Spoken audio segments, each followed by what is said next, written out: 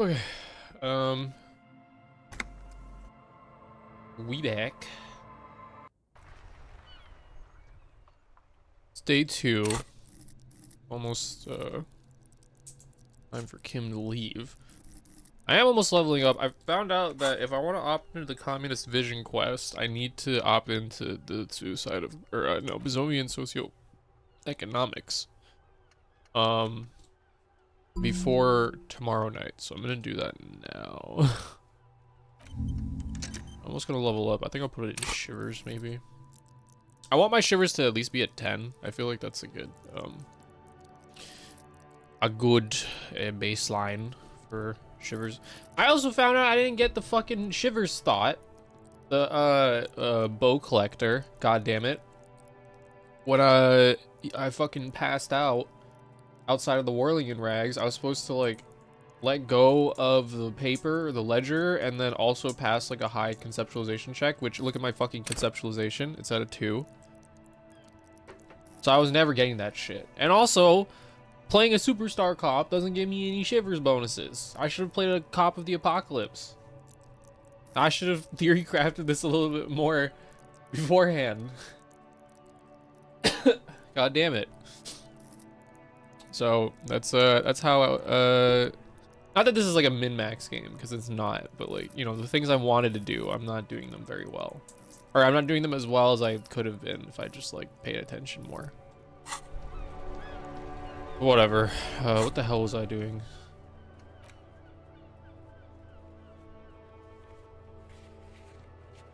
$2,100? Isn't that like tomorrow?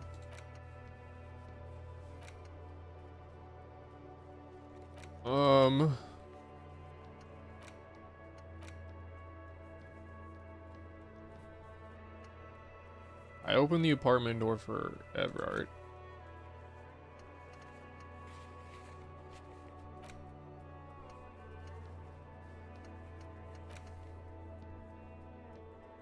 Okay, whatever. Let's just go tell Everard before. No, he's not here anymore, is he? It's already 8. God damn it! What do I do?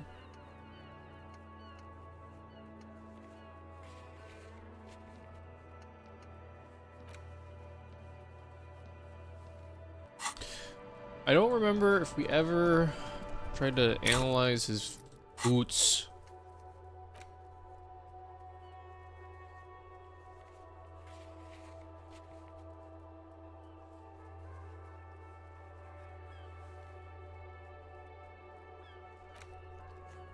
I thought we were supposed to tell Alice about it so she could look it up.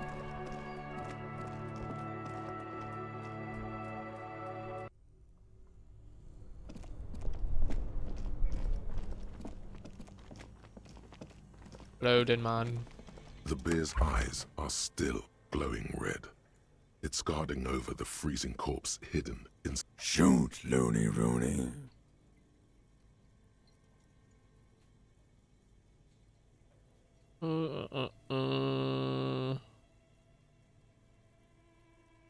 Come back later, Corpo. Amuse yourself with my frank manners. Okay, do I need to do anything with Kim right now? Really?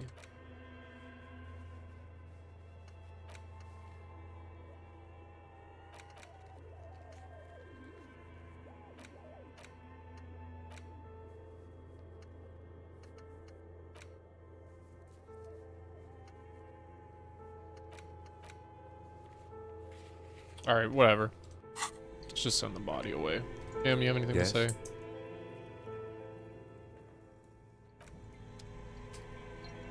Alright. The bear's eyes are still... All right. There go those beautiful enamel boots. May they rest in processing. I will need a little help carrying him. You take the hands, I'll take the legs.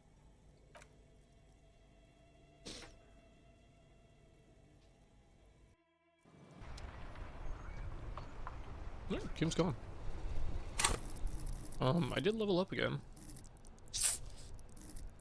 Is what do I put it in? I want to put it in Shivers.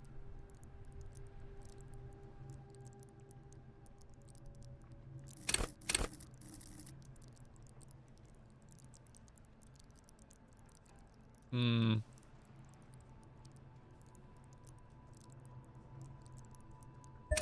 Sure.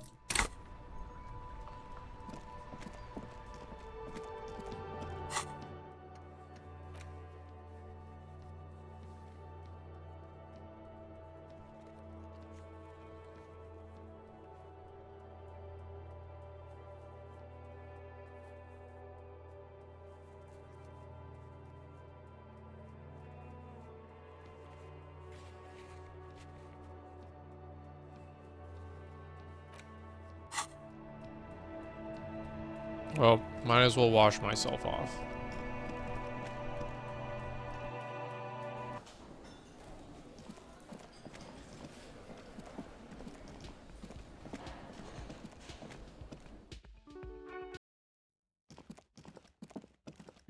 What the fuck is this?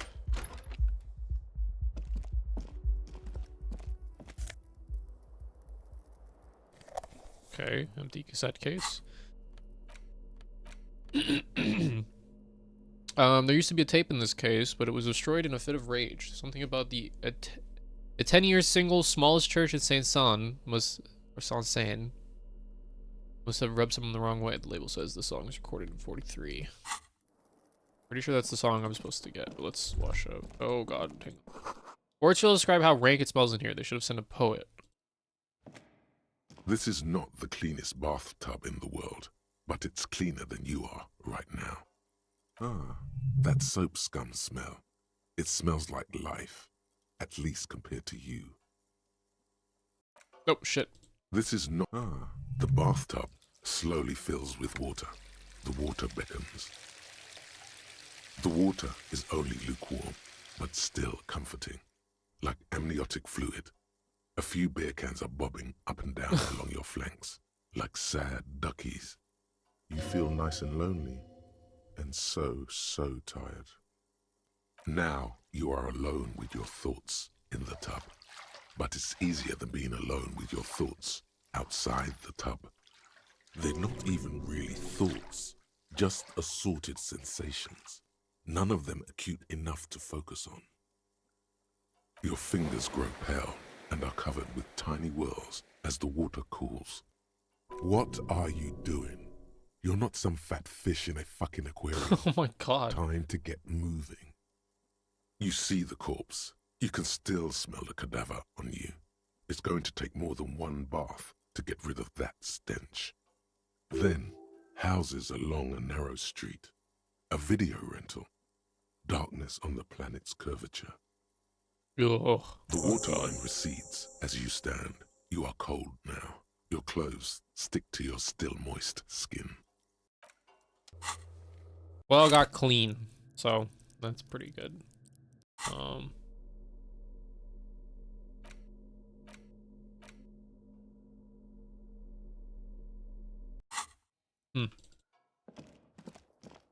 I can clean up all these bottles. Maybe not all of them. A lot of them.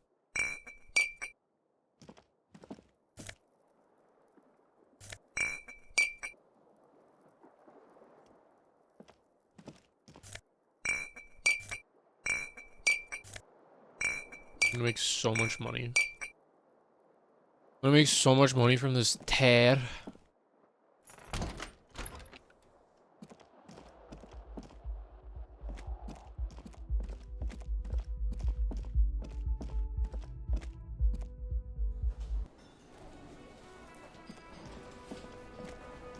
Oh, Lena can tell me about more cryptids. Oh, hello, dear. There you are again. Of course, dear. Is there a particular cryptid that you're interested in learning about? I thought we'd agreed on just one cryptid, sweetie. Can't say no to that. Well, the biggest cryptid is the Giant of Coconur. The Giant lives in the most arid parts of the vast Coconur Desert in South Samara, casting a strange light across the barren wastes. Wait, what do you mean strange light? Mirage or psychogenous luminance. Just how big is it? No one knows for sure. It is like an awful mountain appearing from below the horizon and expanding to cover almost a third of your field of vision. Is it dangerous? The towering luminosity of Kokonur is a bad omen in local folklore. Some say it's a fata morgana, others, fate unimaginable.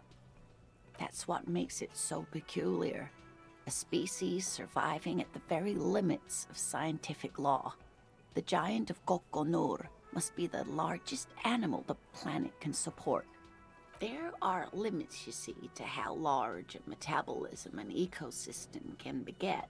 Some say a gravity anomaly below the Kokonur desert might allow the creature to grow to these gargantuan sizes. Great. This is great shit. You need more. Cryobacter catlensis. Yes, a unicellular bacterium that was discovered in one of the northernmost points of Kotla on the Boreal Plateau by renowned geologist Caitlin Mijanou some 70 years ago. What's so special about it? The bacterial colony Mijanou found had remained alive while frozen in ice for longer than anyone could reliably estimate. Certainly from before recorded history. Mijanou disappeared shortly after injecting herself with the bacteria she had brought back to study. No doubt in hopes of prolonging her own life. Wait, she injected herself with it? Yes, the bacteria had survived in the ice since times immemorial. It is not hard to see where she could have gotten the idea. You mean there's an immortal geologist wandering the world? Yes, and she's quite mad, too. After she treated herself with the bacteria, she stopped aging, but also became increasingly eccentric and irascible, so that even her oldest friends were forced to pull away. No. We can assume that she has been living somewhere in the wilderness for decades now, all alone except for the Cryobacter catlensis coursing through her bloodstream. It's the most dangerous cryptid. The gnome of Jeroma. Sounds terrifying. Oh, yes. None of its victims survived. Grieving relatives never even found their bodies because the gnome's venom dissolved organic tissue. What did this cryptid look like? It was reportedly a small creature with webbed fingers and a protruding forehead and a gangly little thing. Quite scary to look at. A couple of campers found it when it was already dying. They heard an odd wailing in the woods and followed the sound. They were scared and wrapped it in tarpaulin to suffocate it. It still took the gnome of Jeroma an entire day to die. Are there any photos of it? Alas, no. And the first scientist who got his hands on the creature's corpse put it in a jar of formaldehyde, thinking that would detoxify the gnome's venom. Instead, all the venom leaked out of the creature's teeth and into the surrounding liquid, dissolving the creature itself. A poetic end, perhaps, but a real loss for science. Are there any invisible cryptids? What an interesting question. And the answer is yes, there are. What's that? The Col de Mamadaqua, or thin whisper of sound. And that's precisely what it seems to be. Self-replicating sound waves, invisible and intangible. It's very afraid of us, which makes it incredibly difficult to track. What does it sound like? Like nothing. It's such a high-pitched sound that us humans can't hear it, nor can other animals. It could be ringing right outside your window and you wouldn't even know it. Could be anywhere. Everywhere, even. Well, how can an animal be a sound? Many scientists have asked the same question. Some have claimed that it isn't itself a sound, but a tiny corpuscle that emits sound waves. But there's no evidence to support this theory. Could it be here? Right now? It could be. As I said, it could be everywhere. And we wouldn't know any better. It could be ringing all the days of our lives and nights. Maybe it's predatory. What if it's predatory? It's not. Don't worry. If it were predatory, we would have found it by the damage it inflicts. I wouldn't be so sure. What if the damage is also invisible? Damn, Half-Life spitting right now. What evidence is there of this animal being a sound? Plenty. It's the evidence that led to its discovery. In the 20s, a group of areopagite ornithologists, that is, scientists who study birds, were trying out a new recording technology for capturing sounds outside the range of human hearing. When playing back recordings they had made in the foothills of the Ea mountain range, they noticed certain anomalies, patterns that seemed random at first, but on closer examination were consistent with the waveforms of songbirds. The scientists soon discovered they could track and even predict what appeared to be feeding, mating, and migration patterns based on sound waves in a strictly delimited range of ultrasonic frequencies, even higher than those of the highest-pitched bat calls. She transforms, when speaking about these strange animals, into a confident woman. They realized that they had discovered a new species and called it the Koldumamadakwa, after the Paracanassian name for the voice of God, which is said to be very silent. Wow. They grew quite obsessed with these little birds. Even though they couldn't see them, they could distinguish among individual birds and even began to name some of them. Name them? Sequester, Time, Joscan. Those are but some of the Mamadakwa they followed individually. Why is the Mama Dakwa so afraid of us? That is a sad story. A group of university students assisting with the field work in their enthusiasm for the project, and no doubt because they were preoccupied with impressing their professors, nearly drove it to extinction. Extinction? They tried to communicate with it and had no other means but sound. So they started sending out sound waves at frequencies they thought might match the Mamadakwas. And what happens when a sound wave meets another sound wave of the same frequency, dear? This lady really should be a teacher. She's really good at the explaining things thing. Oh, they cancel each other out. Exactly.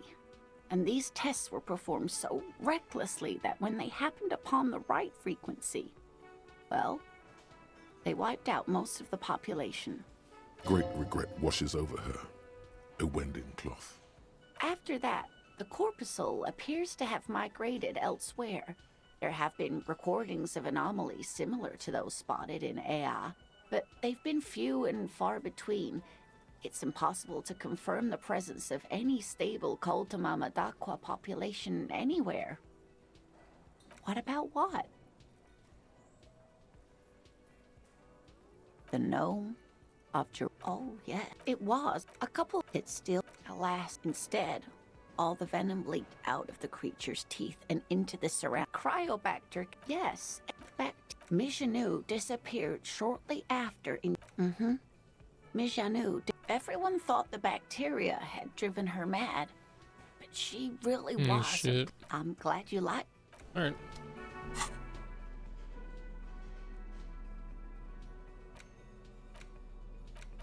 Why's my inventory flashing?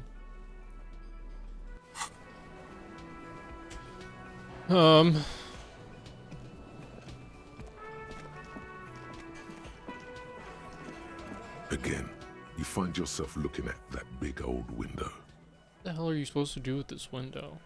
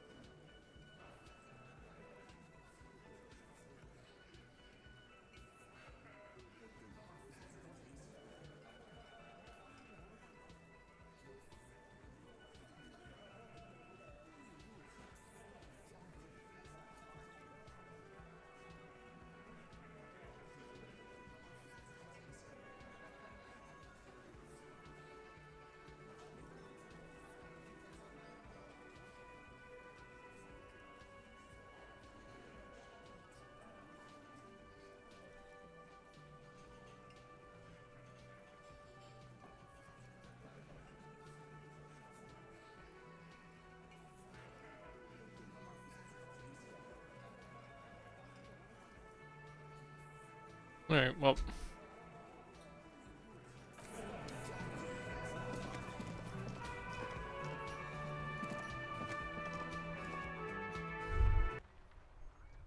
Was that? Could it be the Col de Mamadakwa? No, it's probably just your imagination ringing in your ear. Is it? Is there a ringing? There seems to be an extremely high-pitched ring. Ultrasonic. Lena said it was very high-pitched, right? It's like something tickles your ear. But you're not a regular animal. You're not even a regular cop. You see and hear beyond the veil. There it is again. You're about to rediscover a long-lost species. It must be very close. Maybe, just maybe, it will come toward you. Keep still. It might perch on your shoulder. What are you doing? You're a police officer, not a pansy ornithologist.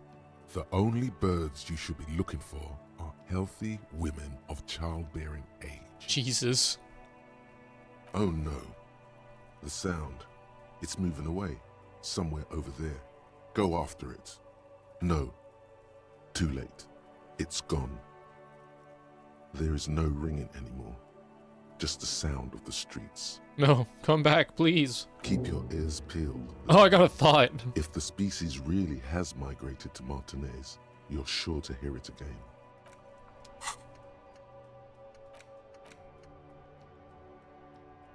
You heard it. The mysterious Col de Mamadakwa. You're certain that you did. Well, maybe not quite certain, but let's say you're hopeful, because it would make you very special to be the only human being who can hear this invisible, incorporeal bird, this animate whisper, this particle of sound. You're going to have to keep listening. Sharpen your ear.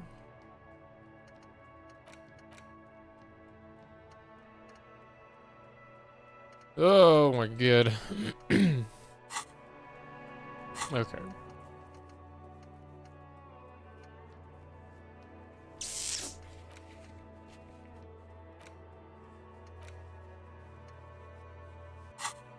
Is Kuno supposed to know something about the armor?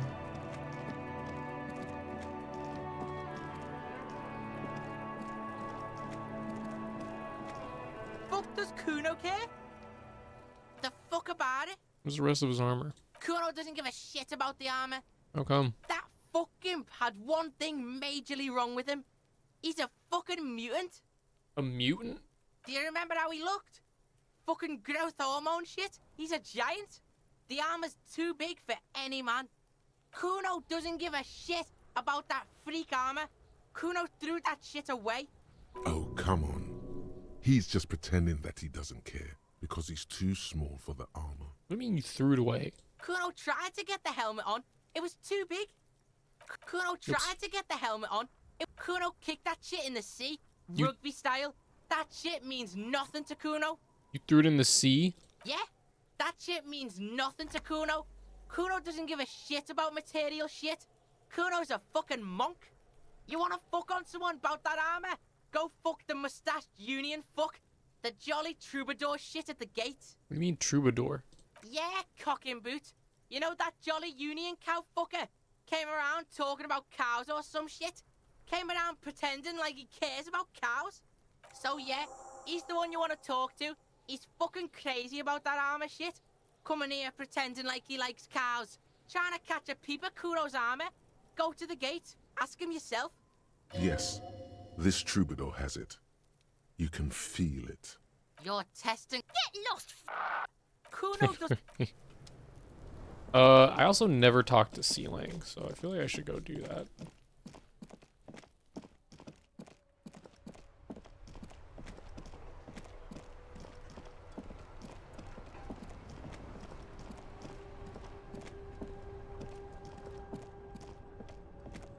There are clothes inside. Don't be shy. These are premium class clothes. Good quality fabrics, best retro design. Save the economy with your style, officer. You find your hands deep in tattered and faded garments made from weird polyester blends that make your body itch and sweat in all the wrong places. The box smells like cat piss or like an old person with no money. Economical, but also trendy. Look first hand, buy second hand. Keep the economy moving. Something cold grazes your hand. Synthetic and sleek, a windbreaker. Surf, it says, but also wind, summer, 100% waterproof, and sport. All in different typefaces.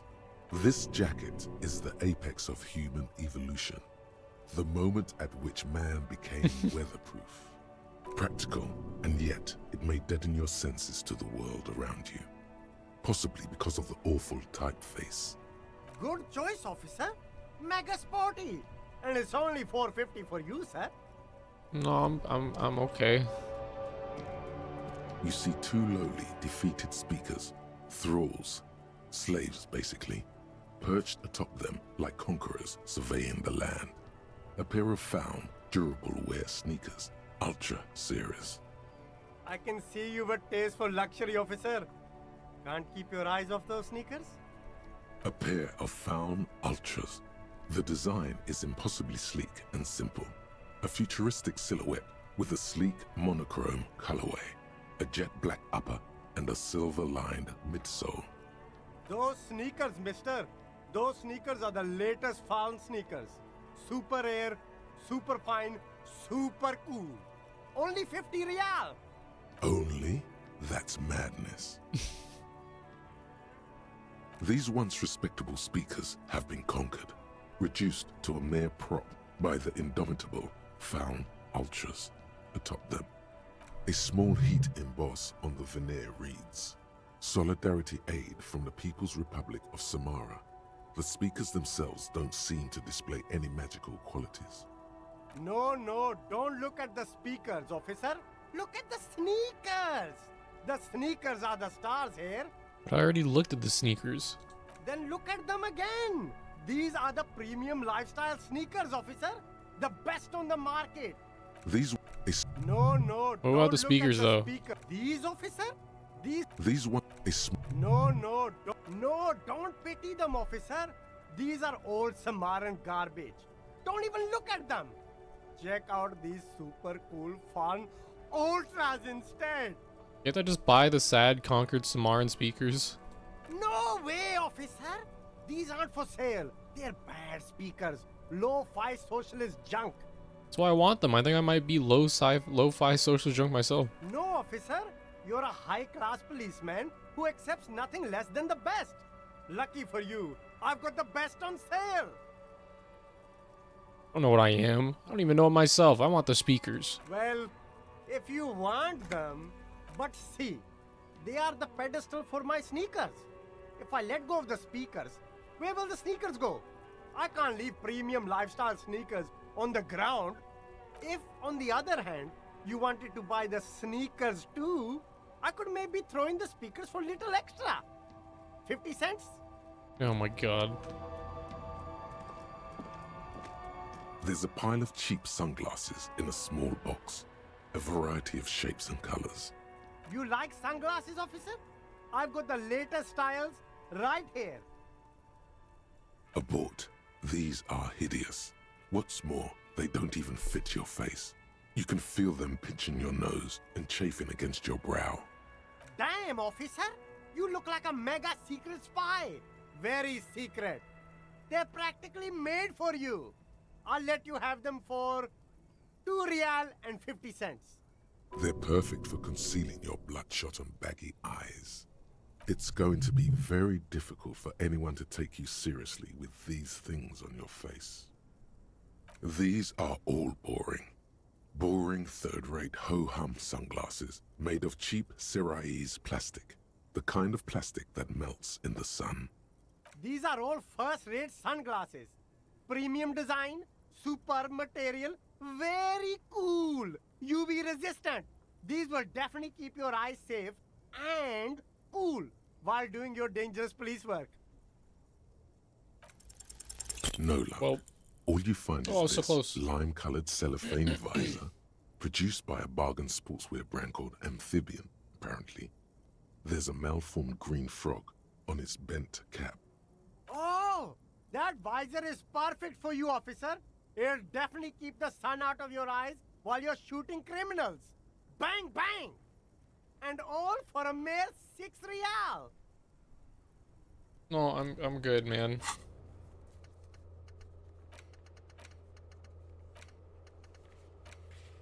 What do my current classes do?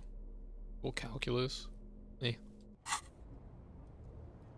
You see a Samaran street vendor surrounded by a motley assemblage of goods. When he realizes you're looking at him, his face breaks into a wide, welcoming grin. The name Sileng is embroidered over his breast pocket. Happy shopping, officer.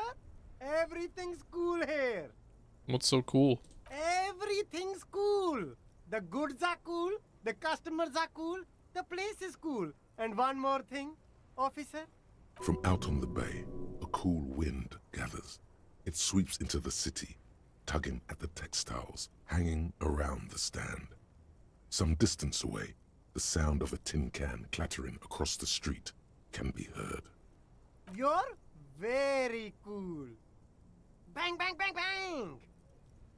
Really? You think I'm cool? Oh, yes. You got style. You got personal style. You know what you like.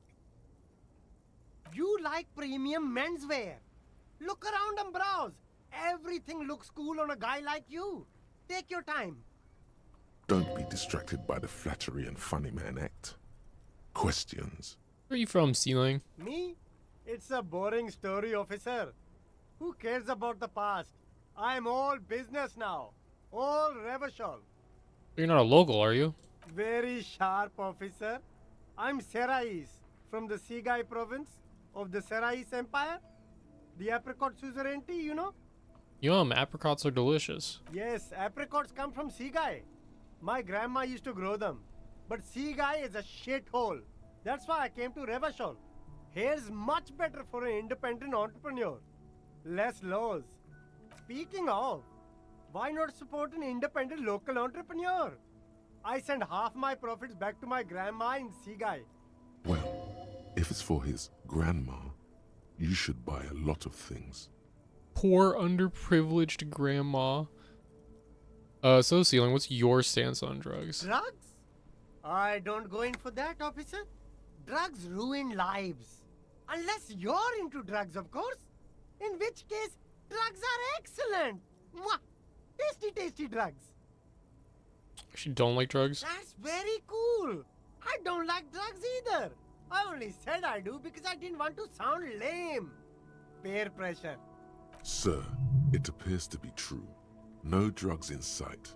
Not in the box of sunglasses or under the speakers. We're looking for a lorry driver who's transporting drugs out of the harbor. He or she is in this traffic jam. That's even cooler. You investigating narcotics crimes like that? But I am not a lorry driver. I'm just a street vendor. I don't know anything about that. But you are a lorry man. Another driver has identified you and your lorry. Who said that? It's the fat racist, right? I bet it's him. He has an agenda against me because I'm an immigrant who works harder than he does. He's a hater. So you admit you're a lorry driver? No, I just said I work harder and he's an asshole. I'm okay. Maybe I'm a lorry driver too. A little. But that's not the most important thing about me. That's my day job. This is my dream. You forgot to tell me. Exactly. It's such a small part of my life. It's in the rear view mirror now. I'm climbing out of that hole with ingenuity. Sealing, my source tells me you're the one transporting drugs for the Union. No! That's insane. It's the fat hater. He's been eyeing me for a week and he sent you here. Maybe he's the one, huh? Have you thought about that? Stop squirming. What do you know about the drug operation at the harbor? Nothing. I told you. I'm not a dumb guy. I don't get involved with that crowd. Wait, what crowd? Crowd. You know, the drug crowd. He doesn't want to talk about them. He's afraid. Who are you afraid of, Sealing? Look. There's bad people doing bad things here. That's all I know. Please don't get me into this mess. I've spent 15 years working my way up. We're buddies, Ceiling. Help us out. No one will know it was you. It's a she, okay? The other drivers call her the lady driver. You're better off staying away from her. The way they talk about her, she's no lady. Who are these other drivers who talk? All of them. I don't know. I told you all I know. Are we cool now? I really want us to be cool now. He's aching to get back to his usual shtick. All this whispering is bad for business. Is the lady driver the old woman back there? Dazed out strange? I don't know. Maybe. If she is, I haven't gone near her. I don't get involved. I told you. It could be. She was strange. Okay, we're cool now. All right. Very cool. Let's cap this off with a purchase. A pair of funky sunglasses, detective? You deserve it. And I deserve it too. Don't you think? No need to dress this one up. Just tell him what you want. I want your money now. Oh, okay. But why, officer? I don't know. It was just the only thing I could come up with in my head to ask you. I need to get some money somehow. Ah, yes.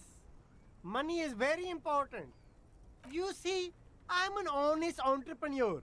I can't help you if you don't give me a good reason as to why I should. Sorry, detective. I'll look around, thanks. I already looked there around. Sorry, just gonna scavenge.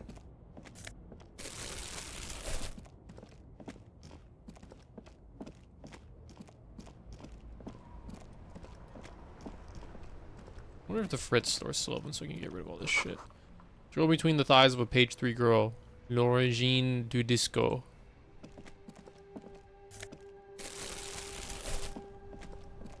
How many bottles do I have? 25 bottles? Damn, I'm rolling in it.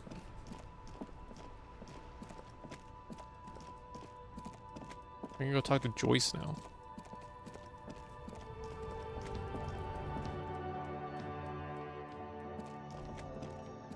The tear machine. Your bottles. 250.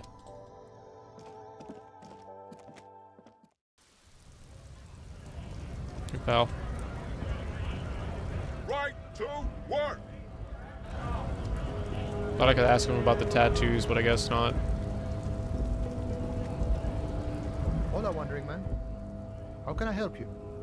That weasel I visited, turns out he has one hell of a colonial mug collection.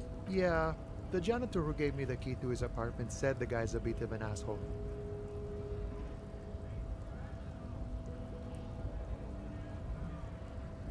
Yes, his mug collection certainly represented antiquated social values. Like I said before, I don't know much about this weasel, but the bossman said he's a real piece of work.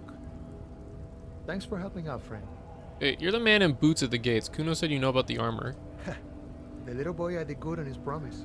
His promise? To get me into trouble. To sick the pigs on me, pardon the choice of words. Not mine. What happened? I was asked to look into that armor situation. Official Union probe, you know.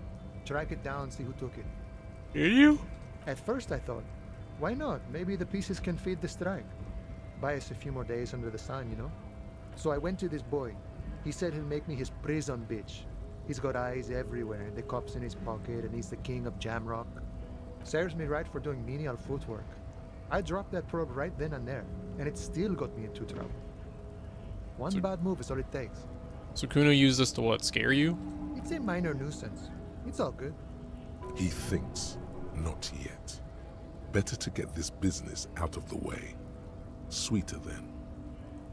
The probe into the armor. What did you learn? I learned that people don't want to talk to a drunk Union man about some armor. Okay, anything else? Not much. Technical stuff mostly. That was the interesting part. What sort of technical stuff? I did some research into this armadura. Let's say I have friends at the library. I didn't get into the material science, just how it comes off. How then? In parts. 4 in total. The helmet was the first to go. The kid says he tore it off and kicked it into the sea. I believe him. The boots were still on the guy last I saw. Too hard to remove. So, as I count, there are 2 parts missing. The gauntlets and the cuirass. This is where I left off. Too much hassle. More like a job for some militia. 4 pieces of armor up for grabs then. I already sent the boots away. I guess you won't be collecting them all then. That's less work for you at least. Well, 4 pieces, helmet, cuirass, gauntlets, boots. What about the leggings? Oh, they're just gone. They don't exist anymore, if they ever did at all. Forget about them. I did. I'm going to find 1 piece of it. 1 is enough. Smart choice. It's only that one spot you need armor too. The one the bullet hits. True. Good luck if you go for those boots though. You'd have an easier time wresting the spurs off a boyadero than getting them off him. Thank you for the cooperation, sir. No problem. If you see that kid, thank him from Call Me Mañana. Thank him for showing me the way. He is sincerely grateful he is not tracking down pieces of armor right now. Kuno lied to you.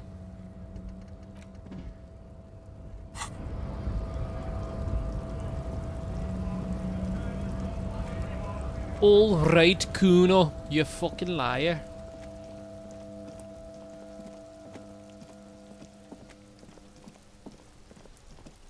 Can't believe Kuno would do something like that.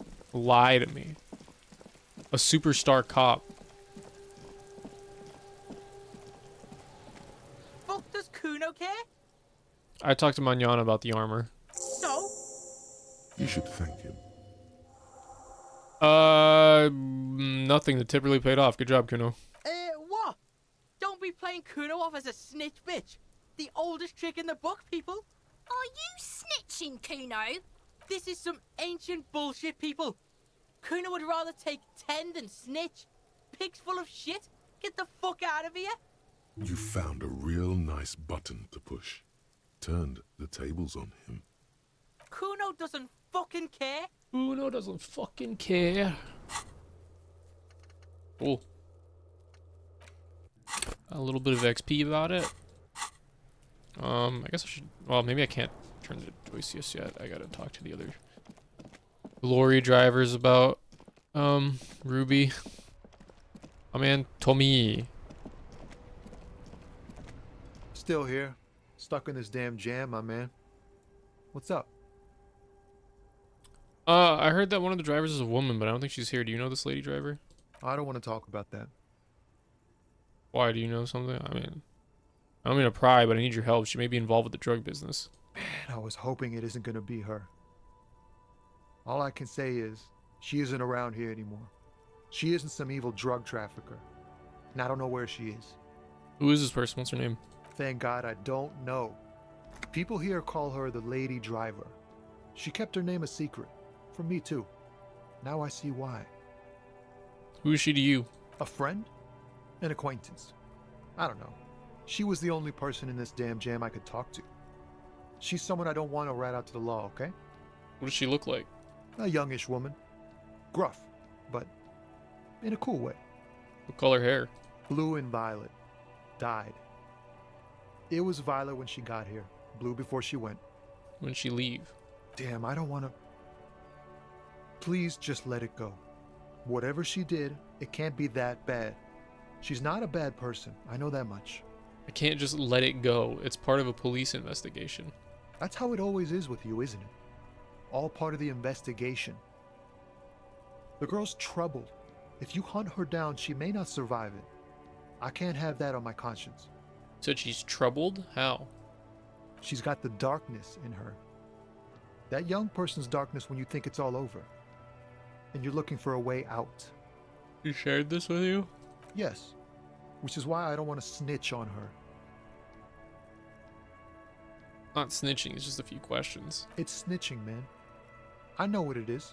I was told everyone's afraid of her. You're not? I heard the rumors. I saw the other drivers looking at me strange when we talked. And she told me, too, that she's had a violent life. But I wasn't afraid of her. More like for her. Does violent life include drug trafficking? Well, it looks like it did now. But we didn't talk about that. We talked about life, you know? She talked about her mind. Hold on, her mind? The way it worked. The trouble it was giving her. The pain it was causing her. When she left, did she leave her lore behind? Fuck, man. Go grill someone else with these questions, okay? There are plenty of drivers here who couldn't stand her, or were afraid of her. They'd be more than happy to rat her out. He's right. There are other options. The raceman, for one. Push Tommy and it will break his heart and his spirit. Don't expect you to be pals. Now is not the time to focus on feelings. You need that info, son. Fine, I will drop the matter for now. Thank you, friend. Wow, this makes me feel like I should pick up smoking again. Would help with my rhymes, too. I like Tommy. I don't want to break Tommy's heart.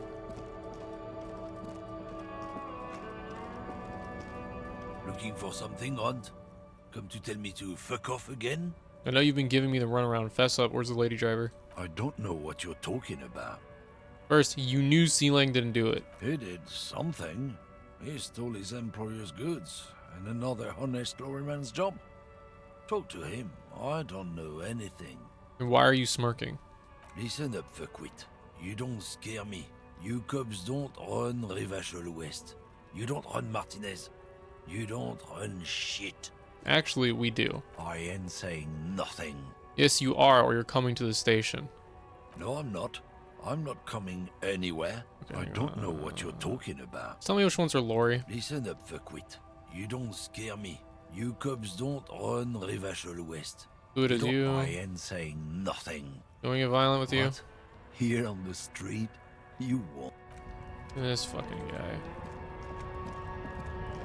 Can I fuck with his cab? A lorry stuck in the windows.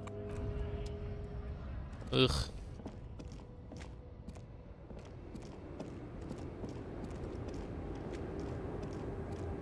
The woman is still hot. Huh? What is it? All What right. do you want? Are you the lady driver? Did you just call me a lady, Herife? She clearly doesn't think she's a lady. Don't repeat it. I was told of a woman driver. You're the only woman here. I'm not that either, Herife. I've gone too far from it all to remember what was between my legs.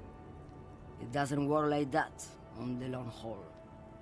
So you're not the driver everyone's terrified of? I'm only terrifying to small children and to those who used to know me. Oops.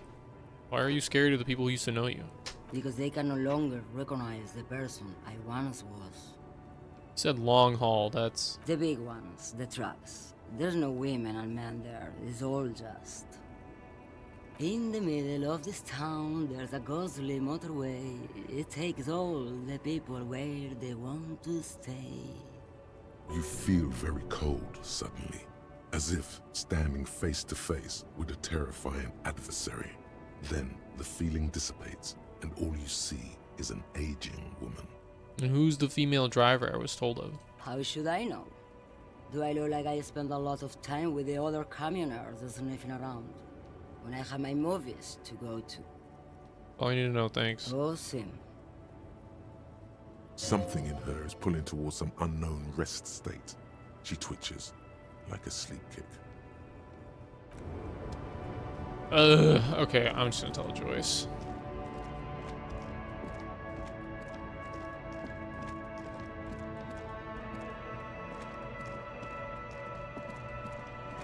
I don't want to tell Tommy if I don't have to.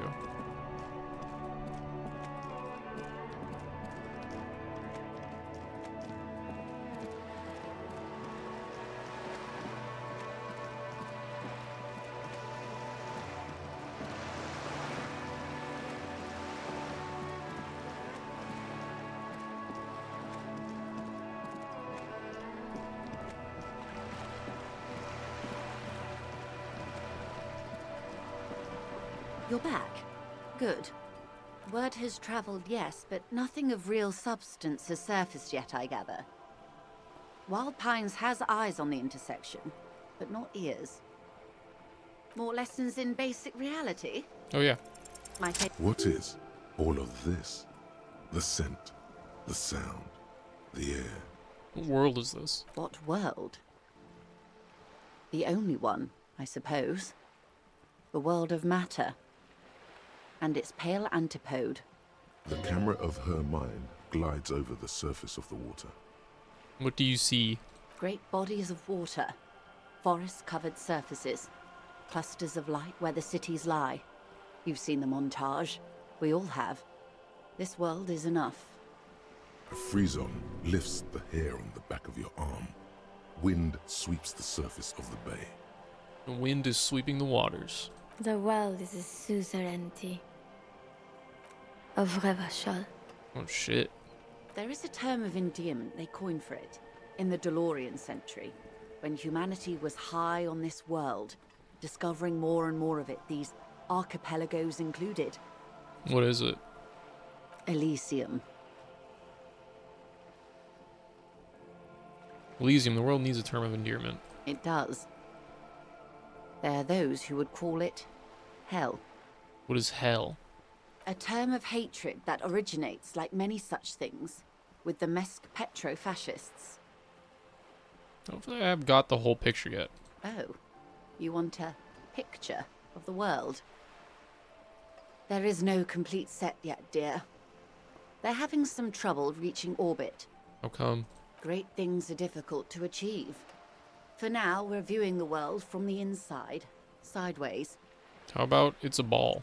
That's looking less and less likely, Detective. You wouldn't know it from the tabloids, but the ORG nations have been launching weather balloons into the lower ionosphere since the 30s. ORG, Occident Revachol Grad. There's a steadily increasing trickle of images. Between the big three, they're piecing together a dark grey corona. A dark grey corona? Yes. Pale covers 72% of the surface. There are grey flares and prominences, even arcs above entire isolas. The images are blurry, but if there was a sphere in there, it certainly looks like it fractured a long time ago. A cold fear seeps into you. Oh my god, wait, what the hell are you telling me? You seem to be spooked. Please don't be. The pale. And what do you mean corona?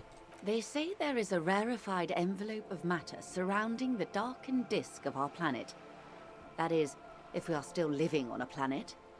Or, to speak more plainly, imagine vast swathes of land disrupted by nothingness. I am sorry, dear. It must sound quite terrifying through the acute encephalopathy. Even scientific positivism isn't entirely convinced about what we're dealing with here. But this is one of the greatest questions of our time. Maybe when they get the complete set together, it will jolt us out of our rut, bring us together, however naive it may sound. Okay, and then everything will be okay? I don't know about things of that scale. My expertise lies in nations and trade routes, one or several layers below everything. But yes, we'll be fine. Don't worry. She does not seem convinced that you'll be fine. If anything, she's realizing how deep your condition runs. Thanks, okay. You may have misimagined it. I don't have the power to convey to you the effect and geometry of the images that depict our world from below low orbit. It's like the crowning of the world. It's insane. Very disco. You'd love it. If you say it's disco. See? Everyone finds something worth holding on to in this world, however wasted its opportunities. The cold seeps into you. The air is heavy with 80% humidity. Suddenly, you're conscious of yourself standing there, on whatever this all is. Your arms hang down by your sides. It is pale. The pale is not, technically speaking, part of reality. It is the opposite of reality. Okay, but what is it? A definition? Okay. The pale is the most dominant geological feature of the world, Detective. The separative tissue between the islas. It is the inter-islary mass. Wait, and what is an isla? Isla is a Messinian word for a continent of matter, enveloped on all sides by the pale. Also, isolation, or landmass. We used to believe there was only one. In the last 4 centuries, we have discovered 7. Mundi, Seol, Samara, Ilmara, Grad. Katla, and this, Insulinde. Insulinde is... An oceanic isla. It comprises mostly of water. Muindi is the largest, Katla the coldest, Insulinde the bluest. What can I say? Each is perishing and dear. Okay, what is the Pale like? Achromatic, odorless, featureless. The Pale is the enemy of matter and life. It is not like any other, or anything in the world. It is the transition state of being into nothingness. Is it here? No, detective. We're safe. It begins there, 6,000 kilometers to the north, and even more to the south, east, and west. You are in the middle of the Isla. As your gaze instinctively turns north, a small black pit opens up in your stomach. 6,000 kilometers from the end of the world? Yes. That is enough. Many cities are built much closer. And An there? uproar of matter, darling. Rising into the Pale. Rolling. Evaporating even. The Great Vision. The area of transition between the world and the Pale is called Porch Collapse. Imagine a grey coronal mist. Cold vapor marked by spores of an opportunistic microorganism. A mold that's adapted to grow at the edge of the unrest. It's the most disco thing you will ever see. You hear your pulse rise. The air feels caustic and cold suddenly. what are its physical qualities? It's difficult to describe, or even measure. Something whose fundamental property is the suspension of properties. Physical, epistemological, linguistic. The further into Pale you travel, the steeper the degree of suspension, right down to the mathematical. Numbers stop working. No one has yet passed the number barrier. It may be impossible. If we're surrounded by Pale, how do you get from Isla to Isla? Oh, it is so difficult for us. A squall of birds. Hardware operating in the harbor. Firm. Self-evident. It is possible to force dimensions on the Pale. In modern times, we can even compress its latitude, bouncing radio waves from one end to the other, shortening the path. But it is still hard for humans to navigate the Pale without getting lost, or having our minds damaged. The Pale, Pale can damage the mind? Extensively. How? Some say the damage stems from extreme sensory deprivation. Others argue that Pale somehow consists of past information that's degrading, that it's rarefied past, not rarefied matter. They call it the blend over of the self. The Pale does not only suspend the laws of physics, but also the laws of psychology, maybe history even. The human mind becomes over-radiated by past. What does this over-radiation feel like? It feels terrible. Absolutely terrible. International standards strictly limit civilian travelers to 6 days of Pale exposure per year. You're not a civilian passenger? No, nameless detective of the Citizens Militia. I am a member of the Entreprenetic Business Class. I'm cleared and trained for 22 days of Pale transit annually. Perhaps that explains her strange pining after the revolution. Some degraded early memories. Do lorry drivers pass the Pale? Yes, carried in the hulls of airships. It's a horrific job. Automation will abolish it soon. You should ask the Pale driver about this. See what she says. That poor woman must have stories to tell, like you wouldn't imagine. Are you over-radiated? Up to my gills, officer. An acidic smile on her lips. It's getting worse every year. What is entreprenetic? Entreprenetics is the scientific study of the Pale, or a recent iteration of it by way of Grad. The study of the Pale reaches back 6,000 years. The Pericarnassians called it the Western Plain. Did they cross it? The Western Plain? There are signs of pre-modern crossings. Successful navigation of the Pale relies not just on technical know-how, but intensive psychological preparation. Some of these tactics have been known for thousands of years. What has entropinetics changed then? Nothing. We remain powerless before the Pale. The only real advance in Pale transit is the speed with which an aerostatic craft can pierce it. Less exposure leads to less effects later. Aerostatic craft? Hybrid airships, Detective. Conventional rotors or jet engines no longer add velocity after the point of reference for motion is suspended, once you've crossed from near Pale to far Pale. In essence, we throw them in and they come out the other end. If we throw them precisely. If we do not? Then they don't. How much Pale is there compared to the world? The Pale outweighs reality 2 to 1.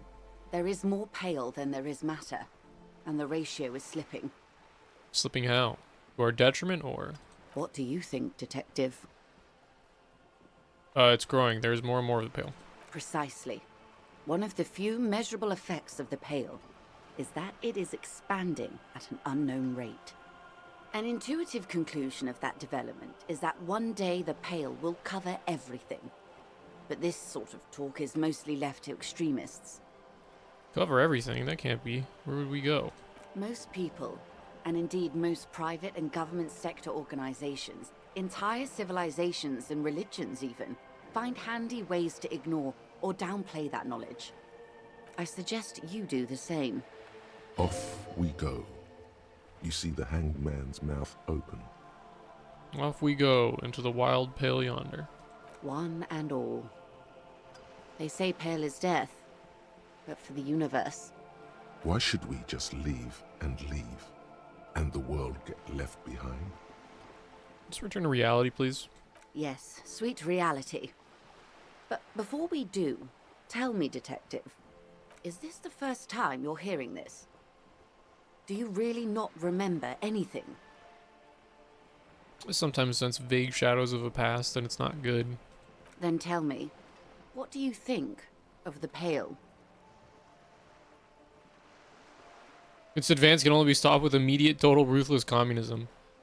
Isn't that true, though? Like, in the context of the game? Mm-hmm. Your ailing constitution, sweaty forehead, the beads there, and your heavy breathing. You really didn't know. This does not spell good for the investigation, Detective. If you don't know even this, then... This investigation will be my masterpiece, the one they remember me by, I promise. I hope so. I truly do. If I may suggest, hold on to your colleague, Kitsuragi. I ran a check on him and he is very competent. In the meanwhile... Some of that assurance is meant for herself, as much as it's meant for you. She must have a lot on the line here. You have me. I will assist you in any way I can, even if we have to do it one basic term at a time. All for now. Glad to have been of assistance. The little that I know. Anything else? Yeah, that's all for now. Leveled up. Do I just put Shivers at 10, or should I do one of these? What do these even give me? I'm just gonna look them up.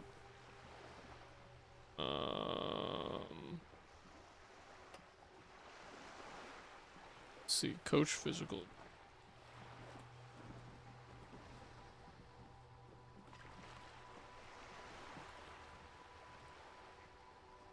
+2 physical instrument if shirt slot is empty. Minus encyclopedia if acts are for Beanaclards. Yeah, what about the suicide of Krasmazov?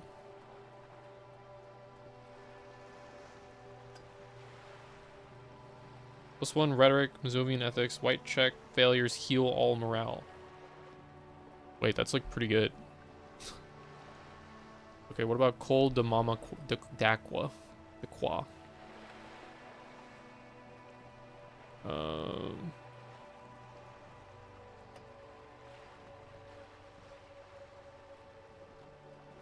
+3 perception. That's pretty good. I do like failed white checks healing all of my morale. I'll unlock that.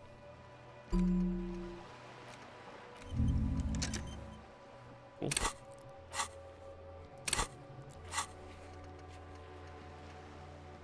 Okay, I need to be back. I need to use the bathroom.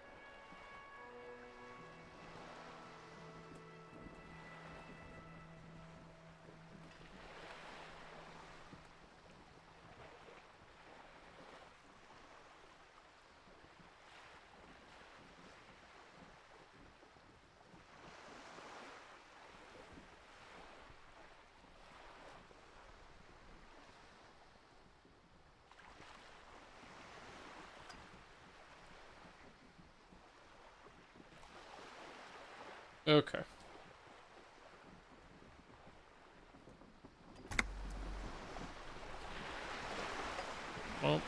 Well, thanks, Joyce.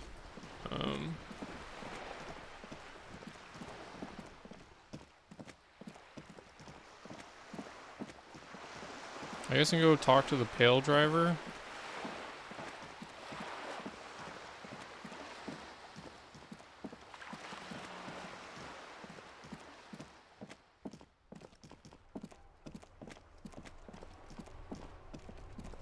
Unless she's not here anymore.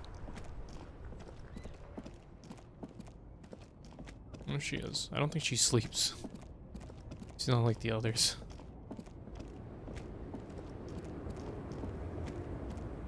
Lowman, you caught me at an opportune moment.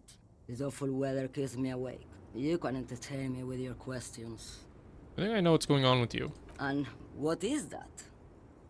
You're a Pale driver. You transport goods through the Pale. Oh meu Deus. The lawman solved the case. And here I was, thinking you were an idiot. So, are you? An idiot, I mean? I blacked out after a night of heavy drinking and lost all memory of the world. Like Gabriel Buenguerro in Pergunte a Poeira. You're the opposite of me, then. I remember everything. Even things I never knew. Things you never knew? The smell of liquor on Gabriel's lips after the shoot. In the motor park. The roses on the day of Franco Negro's coronation. On the grand stairs of Ryle. The smoke from the Fowling piece when Dolores Day was shot. Oh shit. The look on her face, like an orgasm. The wound in her chest. My hand in my father's hand. Except I never had a father. And I never shot her innocent Dolores Day. Over radiation? Heroic doses, Hervé. Heroic. Isn't that dangerous? Thought insertion? Dithering? The Grad Catalan Magistral? It's more than dangerous. It's sad. But at first I had to make a living. Now, when you've seen it all go away like that, rolling off like the sea, and then come back to this? What are we doing here? For thousands of years, Gabriel. It doesn't have to be like this. We can just give up. We can just become a vapor. What does it look like? The Pale. Like looking into the ocean at night. In the dark. And... You cannot see it, but you know it's there. And it's big, bigger than anything. Bigger than all the other things combined. what does it feel like? Nothing. Until it starts. When you are deep enough. Then, for me, it's like autumn. Dark, gray, and orange. The orange of street lights and the color of streets in the electric light. It smells like autumn too. It smells terrible. Nostalgia. Cooped up in the cabin, shaking. Terrible nostalgia. For yourself. For humans. It's too much to bear. She loves it. How do you pass through it? In the belly of an airship, behind the stair windows. So you don't look straight into it. It's not advised to look into it. Not on this lorry then? No, the same one, a roller. They all are nowadays. Special wheels for connecting to the floor of the hold. One last thing. You said we can just become vapor. Yes.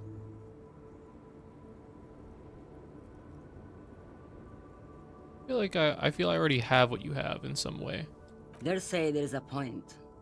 One that I have not crossed. In the Pale, super deep. If you stray too far, of course, on the U41A. Or in Lomonosov's land. Where every step you take is one step further from home. No matter the direction. It's a point you cannot come back from. Your mind becomes so radiant with the past, there is a flip. Instead of writing, it erases memory, nearing some kind of indescribable finale. Maybe you've been down the motorway south. The motorway south? It's a story as lone horsemen tell. Lone horsemen, Khalifa, not pale drivers. Way beyond the established pale that's lit by radio frequencies, where it goes silent and dark, and the process begins, erasure, kilometer by kilometer, in any direction. The motorway south is a road you cannot come back from. What is at the end of the motorway south? No one knows what's at the end. I've only glimpsed the beginning. I've only felt it in the distance when I was a child. A child rowing on the lake. Ma'am? Hosianna. There is nothing more to do now. She's far away.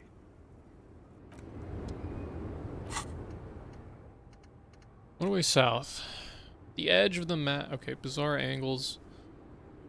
At the edge of the map, the landmass begins to disintegrate into pure trigonometry.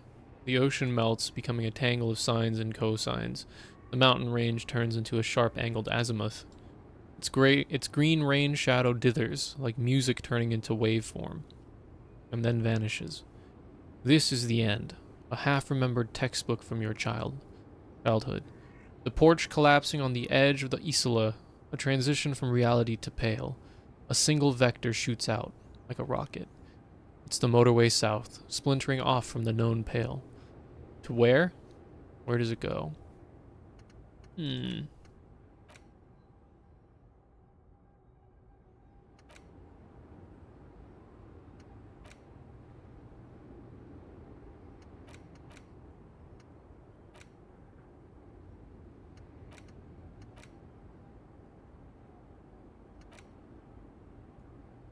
Well, I kind of want to do that, so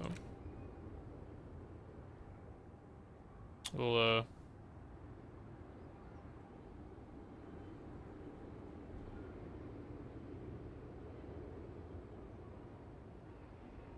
I know I can get rid of a thought.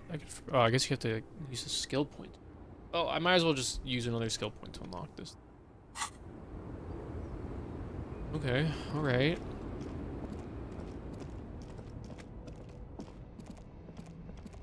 Everyone's gone to bed.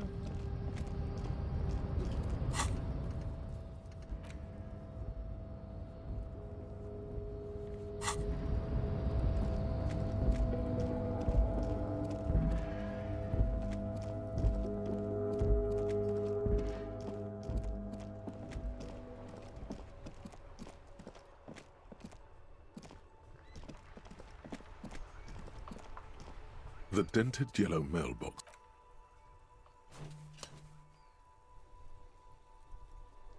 The box seems...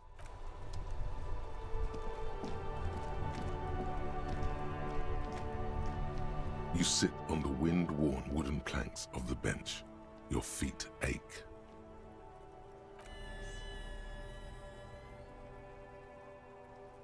You finally stop picking your nose.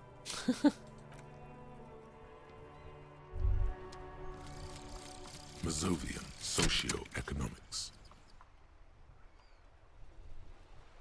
0.000% of communism has been built. Evil child-murdering billionaires still rule the world with a shit-eating grin. All he has managed to do is make himself sad. He is starting to suspect Krasmezov fucked him over, personally, with his socio-economic theory. It has, however, made him into a very smart boy with something like a university degree in truth. Instead of building communism, he now builds a precise model of this grotesque, duplicitous world. Left-wing dialogue options give +4 XP. -1 visual calculus, -1 authority. God, my authority is so fucked despite everything. Alright. What else we got going on here? Hours left.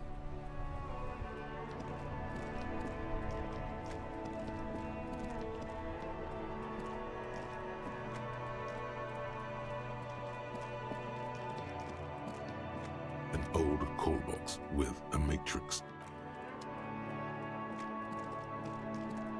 I want to look up what that window does again.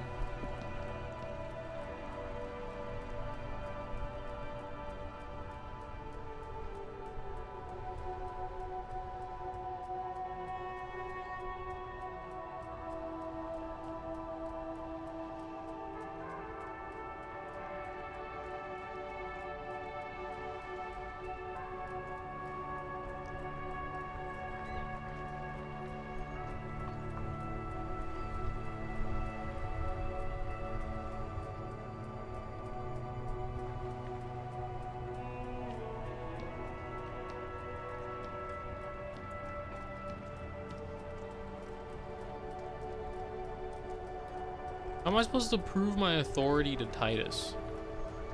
That's what I have to do to unlock that window.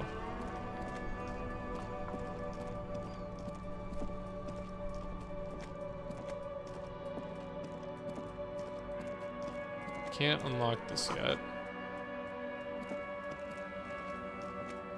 A crumpled billboard reading, Samaran butter soaks in the canal. Two ugly lines mar the bright countenance of the blonde boy depicted. What is Samaran butter? Whatever it is, the boy on the billboard seems very happy about it. Just some tasteless advertising at the bottom of a canal. No use rubbernecking now. A rusting control panel with loose wires dangling out from the hole where an indicator light used to be, and a mechanical lever sitting in the middle. This panel usually closes the water lock, turning it into a bridge that lets you cross the canal. But there's a crashed Samaran butter sign in the way. Pulling the lever probably won't do anything.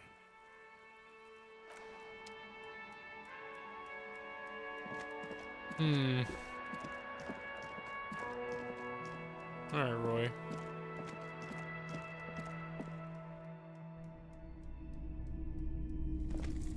You see rows of toy soldiers guarding the rest of the trinkets displayed. Did I mention that this figurine is supposed to be lucky?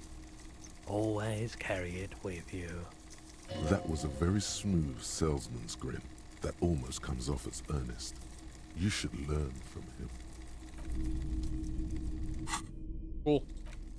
Plastic headless fallen rider sits atop his equally plastic bull, his posture indicating either desperation or pride.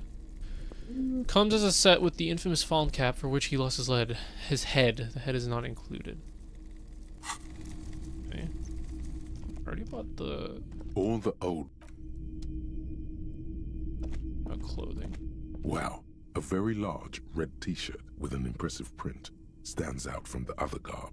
Oh yeah? Oh yeah. The print depicts a muscled man striding toward you, a giant sword in each hand, encircled by burning embers. Behind him is a cluster of cabins engulfed in flames.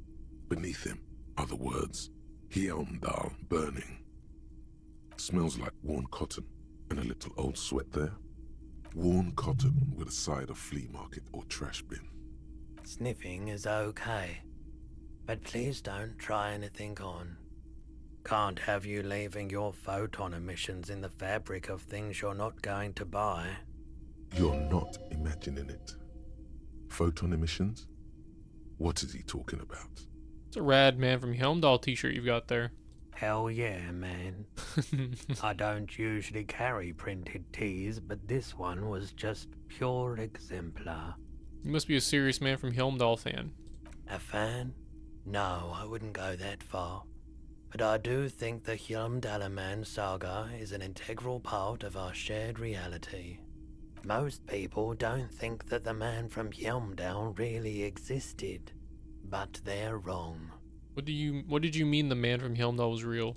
I mean, even if the man from Hjelmdal didn't exist before the adventure novels, the stories have made it so that he has.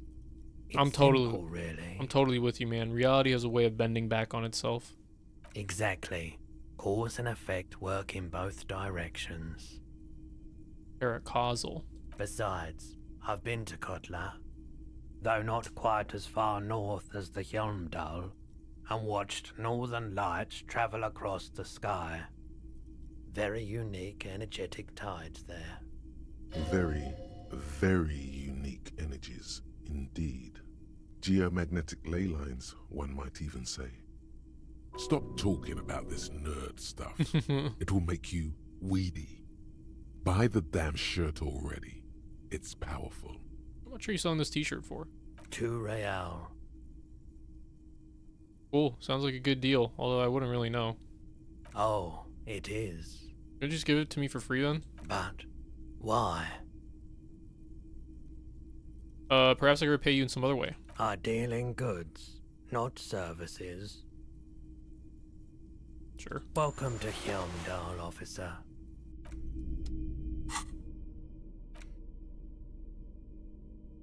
Yeah, no, my authority is absolutely fucked. We're, oh yeah. No authority to be found.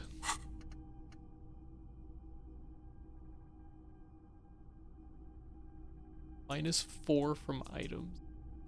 Like...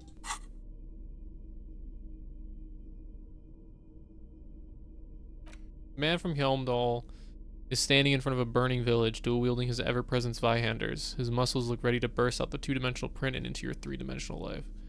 Inspiring musculature, sprawling saga, too old for this shit.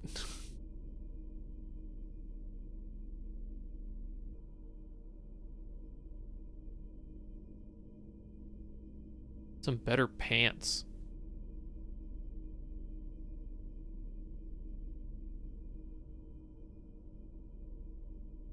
I don't need more minus authority.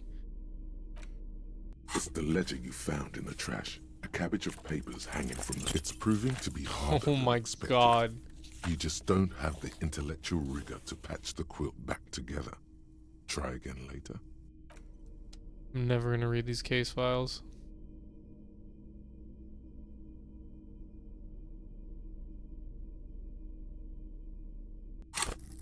That 10. Great. That's where I wanted it. Can I sell you some shit? Greetings on this fine night. What brings you here? You know that's not really... Okay, it's cool that you're still open. Big city vibes. The pawn shop is always open. Boombox I bought. I should play this tape, right? Of course. It's in working order still, isn't it? Just pick your tape and set it spinning.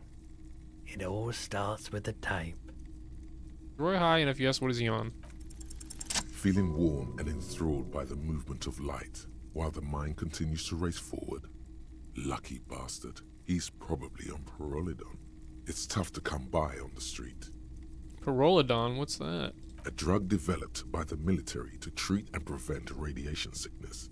It has psychedelic side effects, and it makes your eyes turn yellow. Is it just me or is it really warm in here? I try to keep the shop at a comfortable temperature. There's a note of indignation in his voice. Interesting. Those triangle patches on his vest, you have a feeling they mean something, like they're similar to the halogen rectangle on your jacket. Say, what's with the triangles on your vest? I was with the Emergency Relief Brigade. You know, after the People's Pile disaster. Had to take Parolidon for radiation sickness. That's what you were hinting at just now, wasn't it? He's taken it for mental and emotional, not physical pain these days. People's Pile? What's that? A bad idea. Some poor leftist built a particle decay generator in hopes of bringing affordable electricity to underserved communities. It malfunctioned. Radioactive waste everywhere. Probably some of it in you, too. Mini Chernobyl. Tell me more about this emergency relief brigade you were part of. We were an all-volunteer force. Self-organized. Tried to help the fire brigades contain the spill. On the patch, gamma radiation lines crossed with a red drop of blood. Tough son of a gun, this one. Respect. I lived by the river since I was a small boy. the Esperance, didn't have the art to let it all go to shit without trying to do something to help out. There wasn't much the volunteer force could do, however. We wasted years in the river mud. Years getting sick. Must have been tough. Radioactive cleanup. There's a reason why everyone's tried to forget any of it ever happened, and why no one has tried to repair or replace the pile. So much disappointment, and early deaths. Cancer mostly. And we knew all that was coming even as we were cleaning up as best we could. Whose fault was it that the generator failed? No one's. Everyone's. So much bitterness. A bunch of poor people built themselves a primitive nuclear reactor, hoping for the best. What do you think is going to happen? How did you end up running a pawn shop? The cleanup happened 15 years ago. I was young then. Later, my second aunt died. Left me this shack and all the assorted junk in it. So I came to Martinez. People told me don't go there. It's a shithole. I said, people, we just had a nuclear pile meltdown. I'm gonna get as far away from Forburg as I can. Still in the same city, but... Thank you for telling me. I like the theory more than the story. Outward movement, not vortices. Yeah, you gotta get in on those vortices, my man. Do you have any recordings of the Col de Mamadakwa? The Col de Mamadakwa? Sorry, I would never have guessed that you were that interested in ultrasonic sounds. Or birds, for that matter. Well, I wouldn't have guessed that you know what the Col de Mamadakwa is. I really was not expecting this. What the fuck? That's fair. It's been a long time since my Col de Mamadakwa hunting days. Once knew a group of young musicians who decided they didn't want to play music anymore and started looking for all kinds of interesting sounds instead. This was before, you know, lost touch with them after all of that. Sounds so cool. Cool or not, one of them was obsessed with recording the Col de Mamadakwa. And he was one of those passionate people who know a lot about all kinds of strange things. So he got the rest of us to join in his search. Did you ever find it? We thought we did. We got together all these recordings of unusual sound patterns, compared them, cut them up and combined them into the Symphonia Col de Mamadakwa. Can I listen to it? Unfortunately, I don't have any recordings from my old life. None at all. But I do have a tape with some ultrasonic sounds that might be what you're looking for. In that bird song. This recording comes from down the coast. Wasn't looking to record anything specific. Just left a recording device there one morning. Keep in mind, I have to slow this one down enough to make sounds well over 200 kilohertz audible to the human ear. It will be... strange. As the hum grows louder, modulating but always unnaturally uncomfortably low, like it's coming not from the speakers, but also from inside your chest. Breathing is becoming difficult. That's an illusion. Your breathing is just as it was and will remain that way unless you start panicking. There's a growing sense of dread. The sound is coming from inside you, but also surrounding you. It feels as though someone is standing just outside of your range of vision and watching you, doing this to you. He nods to you, reassuringly, just as more diverse, higher-pitched sounds, some random, some appearing to form patterns, hit your eardrums. What's that? Gulls and skewers. But... shh. That's it. The signal in the noise. The thin whisper. A low range of sounds is easier to handle with a focal point, but still troubling.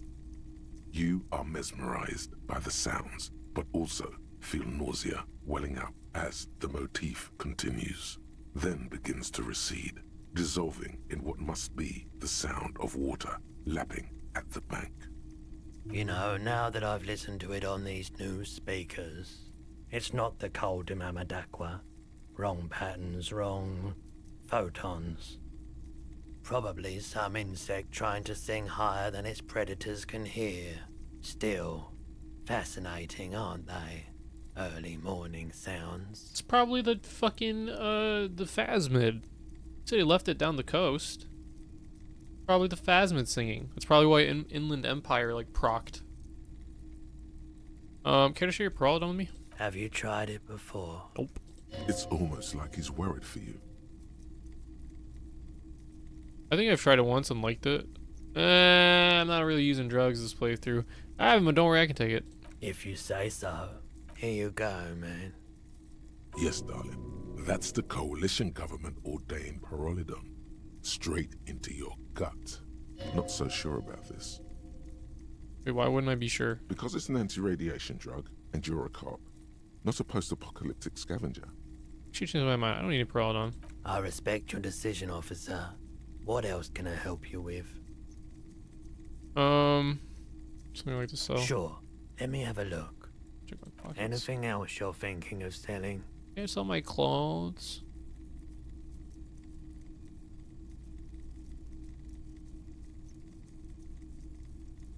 Is the shot put ball used for anything relevant?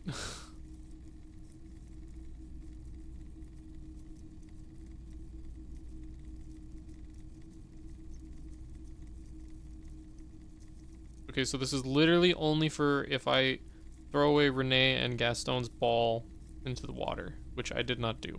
I did not get a success on that check. Okay, yeah, sell it. What about the postcards? Is that used for anything?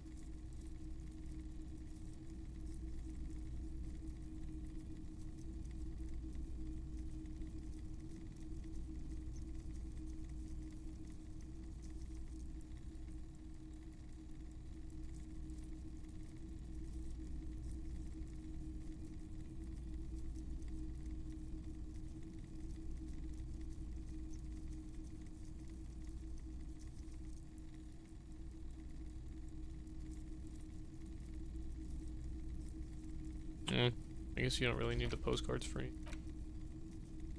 They don't even give that much. Yeah, I don't need it.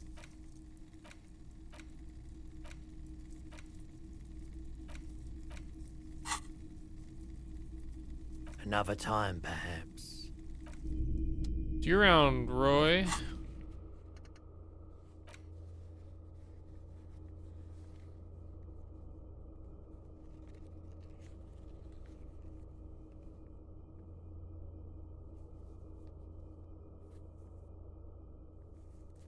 I guess I can try the punch clock.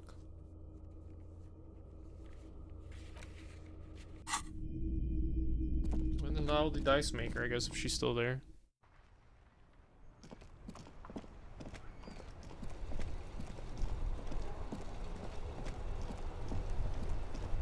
No, just talk to the dice maker first.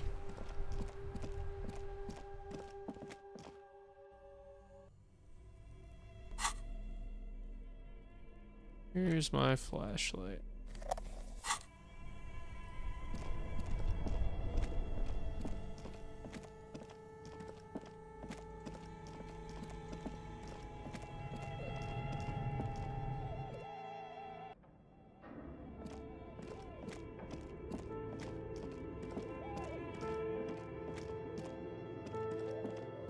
Hello, Neha. Oh, it's you again. Are you looking for a die? A gust of cold air sweeps through the chimney. The stones and minerals on the shelves rattle as though agitated. For a moment, it almost feels as though you're outside the building, exposed to the atmosphere. Hey, Neha, the curse is real, and I figured out why it has spared you. Didn't we already talk about this? It's because you're not in the same building as the others. This isn't technically the doomed commercial area. What are you talking about? My address is exactly the same. Rue de Saint-Guérin 10. No, the old coal plant that used to be here was subsumed into the new venture, its ruins swallowed up. Yet it has a different address in the heart of the city. No, this used to be a coal plant. You're in a chimney of another building. This doesn't make any sense. Are you saying my business was spared because of a technicality? Where is this coming from? It has a different address in the heart of the city. And what? Does it mean that I'm safe from failure? Don't let her become complacent. She still needs to ward her soul against the evil forces. Actually, it's only your workshop that's protected. You should still do something to defend your person. She starts laughing, her fingers trying to rub away the exhaustion from her face. What? Do you know what this is? Your lucky charm? Some kind of ward? It's a mourning ring. I made this when my first company failed. It was a small jewelry shop right here in the East Delta Commerce Center, built with the little I inherited from my parents. I drove it into the ground within a year. I didn't have what you would call a viable business plan. See, the curse is real. I bet you didn't run this little jewelry shop from the protected depths of the chimney. No, you're right. I didn't. It wasn't just a jewelry shop either. I always thought that it was just the world that you were supposed to try again and again until you finally succeed. And now you're telling me what? That it was all because I didn't run my little shops and ventures from a dump inside an abandoned chimney? Don't call it a dump. You've made it nice and cozy here. Yeah. Or maybe it's the entire world that's cursed. It's such a precarious place. Nothing ever works out the way you want it. That's why people like role-playing games. You can be whoever you want to be, you can try again. Still, there is something inherently violent even about dice rolls. Yeah. It's like every time you cast a die, something disappears. Some alternative ending or an entirely different world. But anyway, thanks for sharing your theories, officer. Do you know what happened to other tenants? Everyone else is gone. More or less. Are you interested in anyone specific? Rats scuttle in the dark rooms under the abandoned blow dryers and dusty mannequins. Cobwebs cover rotors and radio computers alike. So much failure. There used to be a hair salon here, right? Yes, I think it was called Androgynous Orlando or something similar. They weren't a big hit around here. Turns out that working class men don't like genderless haircuts. They're scared of that word. You wouldn't like it either. The others would laugh at you. It's not about the haircut. It's about the confidence. Wrong with a bit of experimenting. The customer should have been more open-minded. I guess it just wasn't the time yet. What happened to the gym? It wasn't merely a gym, it was Artemitep's boxing club. A community project created to steer at-risk youth away from drugs and crime. And who was Artemitep? A kind man from Zemsk. I heard he had some trouble with the law when he was younger, and that's why he wanted to start the gym, as his way of giving back. Maybe that's what Kuno needs, a community-centric boxing club. Kuno. Who's Kuno? He's sort of the king around here. Oh, you mean the kid with the sailor's mouth? Yes, I've heard him yelling profanities in the backyard.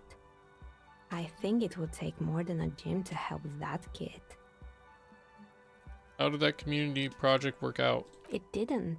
If anything, it made the youth situation in Martinez even worse. At some point, someone started a rumor that the punching bag downstairs was full of amphetamines. You should have known it. Eventually, the coalition took away the funding and the club went bankrupt. This was a few years ago. It's gotten much more peaceful around the plaza ever since. What's up with the broken windows? Oh, this one's a mess. There used to be a company that promised to repair windows 24 hours a day. What could go wrong with this one, right? Turns out, the business was actually set up as a front for an illicit group that was producing snuff milias. Who would have guessed? And they never cleaned up the debris either. Now it's just littering the hallway and I have no idea how to get rid of it on my own. Cool. Very cool about the debris. But what's a snuff milieu?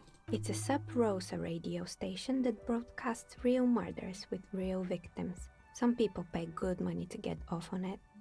Ew. What does she mean, to get off on it? Wait, people do that? People do that. I believe the ICP got them. They have a special division that deals exclusively with sub-Rosas.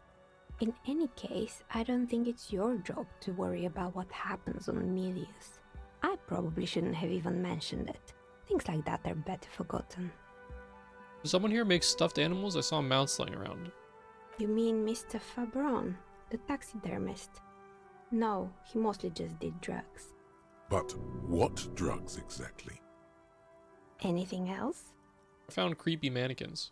There used to be a fashion atelier here, but I have forgotten the head designer's name. They were doing well for a couple of years, until the insect rights activists came. Insect rights activists? What in the name of... Mm-hmm. The atelier produced a certain collection that used chitin among the materials. Apparently chitin is made in the Occident, where it's extracted from beetle wings. And you know how all kinds of political movements are big in the Occident. The activists shut down the biggest chitin supplier, which of course caused the price to skyrocket. And, naturally, all the most fashionable tastemakers refused to be seen in chitin from then on. The atelier went bankrupt before they could finish the collection. I'm glad that someone took care of the little guys. I like insects. Really? Anyway. Poor guy. Suddenly, you get a feeling that insects are important to the case somehow. It's hard to say why. Oh shit. It's with the rotor blades and skis. They were made by a company called Slipstream. After they pivoted from making rotor blades to skis, their chief executive took off on a vacation with all their money. Honestly, I think it's quite funny. I think he's still sending out holiday transmissions from Tulula or Tiumotiri or Hashtkor or wherever he is. Interesting. What do these transmissions say? The usual, I imagine, that he's been thinking up all kinds of new business plans and can't wait to get started on them just as soon as he returns.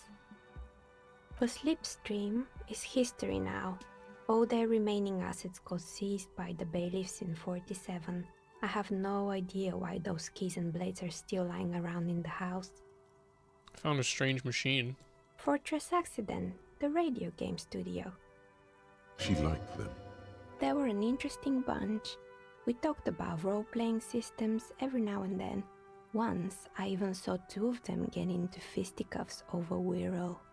They certainly took their work very seriously, even if they seemed to be chronically liberal with their schedules. What do you mean liberal? What happened? The usual. They ran out of money and couldn't get the project done on time. What went wrong? Well, I did hear them talking at times. They seemed to believe they were historical individuals on some grand quest. From what I've seen so far, the project did look quite impressive. Yes, but when the money started to run out, they just began to complain a lot about capitalism. You know, how the markets are rigged to keep out new businesses and so on. In the end, they just didn't get it done. They didn't have enough willpower to produce something truly historic, and to show up to work on time. Showing up to work on time is hard. No, scratch that. Showing up to work at all is difficult, especially if you've been drinking. That's too bad. I would have supported them. The project looked great. Not the wisest decision. You would have lost all your savings. The result is 1 on a 20-sided die. Oof. The dice is black and filled with little silvery flakes, like snowfall. Anything else? There is a terrifying taxidermied bear in the cellar. Oh boy, the fabled Revachol ICT. You're in for a treat here. The place was owned by two guys who had some rather innovative ideas about marketing. The bear was one of them. Now ask me about their other ideas. Alright, what about the other ideas? There was really just one, and it involved picking out the prettiest girls in the neighborhood and paying them 20 cents per hour to man the booth. And by man the booth, I mean slump behind the counter with a face that could maim you if you ever dared to disturb their bored magazine browsing. Sounds like she really didn't like those girls. Fritta does the same thing. I know a girl just like that. She works in the Fritta as a cashier and she's not particularly friendly.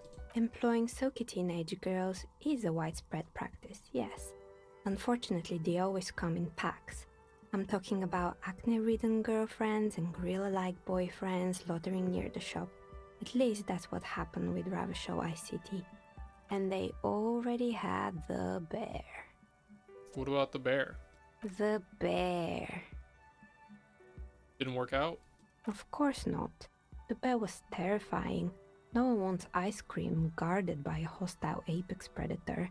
To make matters worse, the fridge didn't work too well either, and half the ice cream came out malformed and partially melted. Eventually, Ravenshaw ICT lost the price war to its rival, Glace 5000.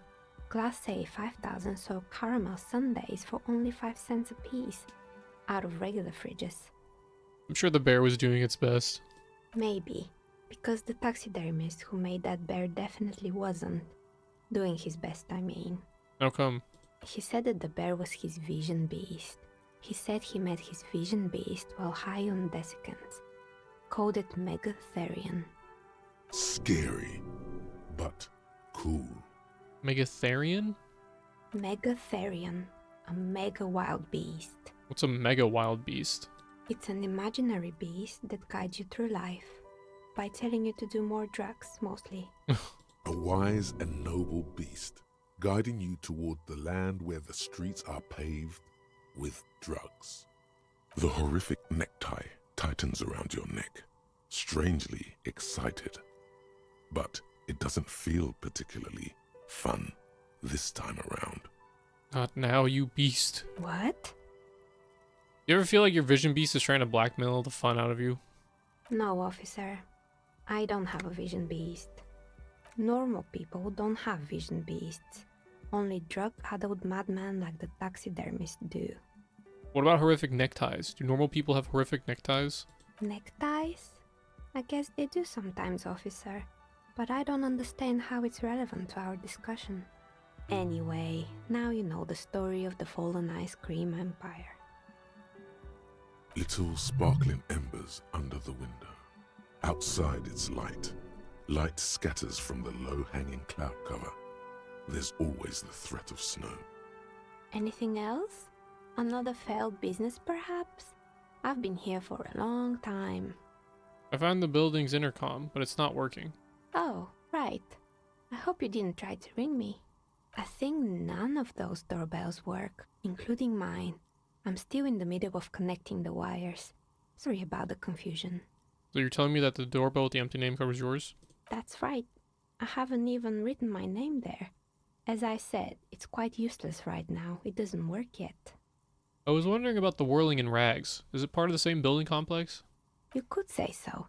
Both houses were built at the same time and under the East Delta Commerce Center project. That explains why you can call the whirling from the intercom, albeit I doubt that anyone responds. If the whirling is part of the same building, then it's part of the doomed commercial area. The darkness of this place is there, too. I saw a name, East Delta Pinball, on the doorbell. Right. It used to be a gaming arcade. This is an ancient failure, before my time. I'm not surprised, however. My advice? Don't base your business on a fad. Hypnotism, floriography, trick track, especially pinball. A strange thing happened when I tried calling a company named Slipstream SCA. Someone answered. It can't be true. They don't work here anymore. They've been gone for years. Are you sure it was Slipstream SCA? Was it a woman? Maybe it was Plaisance from the bookstore. First, it wasn't Plaisance. I know her and would have recognized her voice. Oh, right. But did this person say anything? She said she was from Tricentennial Electrics. Tricentennial Electrics? It used to be a major electric company 100 years ago. Are you sure it wasn't just some kids playing a prank on you? No, it was something else. It was eerie. Whatever happened, keep your cool. It's probably better to admit that it was a harmless prank. No, it was something else. Something eerie. Pranks can be eerie. Oh, the kids these days. We were just one of them, and now they're terrorizing us. No solidarity. Sure, I'm listening. I'm pretty sure. Sure. Good. I hope it clarified things a bit. What else? Of course. Tell me what you have in mind. Tell me about your most extraordinary die. A star that fell from the firmament? Those cost more than 7 real. Are you sure? Yes, I'm a star myself, a superstar, and superstars don't care about money. Yes, you definitely have the proper attitude. How about a pair of 100-sided dice, made of ivory and inlaid with lodestone, a naturally occurring magnet, to complement your magnetic personality? 10 real, and I can get these ready in 8 hours. But do magnetic dice even roll properly? It's true, magnetic dice are definitely different. When rolled together, the magnetic fields of the pips interact with each other to push and pull on each other as they're rolled, just like all magnetic personalities do.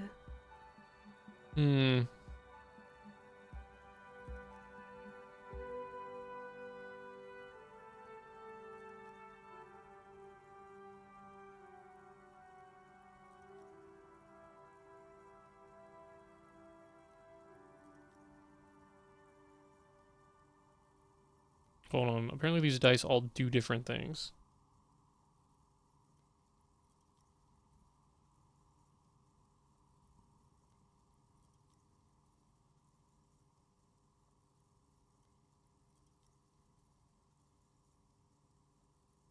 What they all do.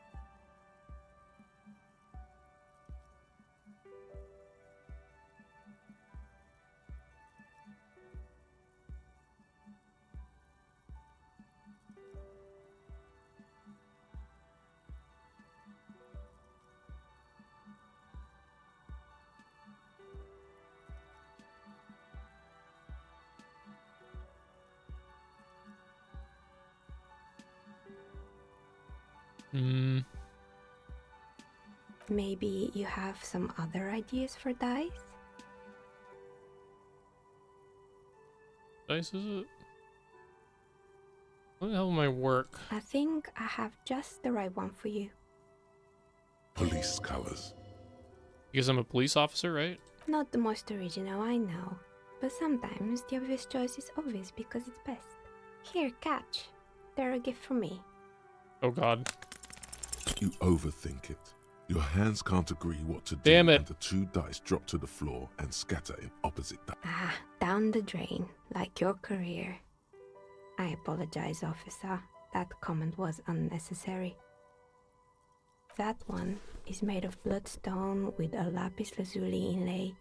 The other one was the inverse. They were a set, you see, but now the set is broken. It's a shame. They might have brought you luck. You definitely need luck in Martinez. No, I lost the dice.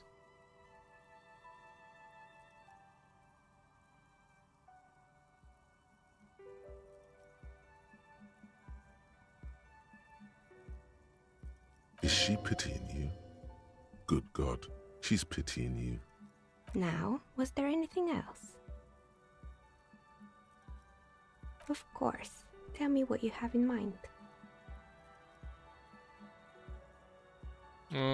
Cursed What do you dice. mean by cursed? Alright, how about I surprise you? Come back in 8 hours. Maybe you have some other ideas for dice?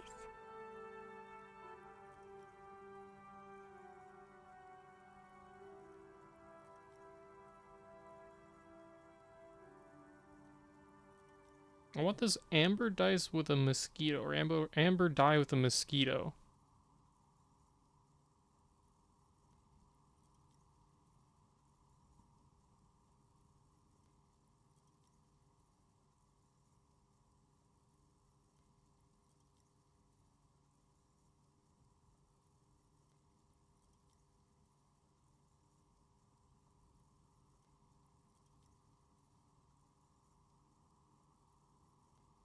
Ah, yeah, the Wirrow. I'm thinking something made from alligator jawbone, cast in black resin.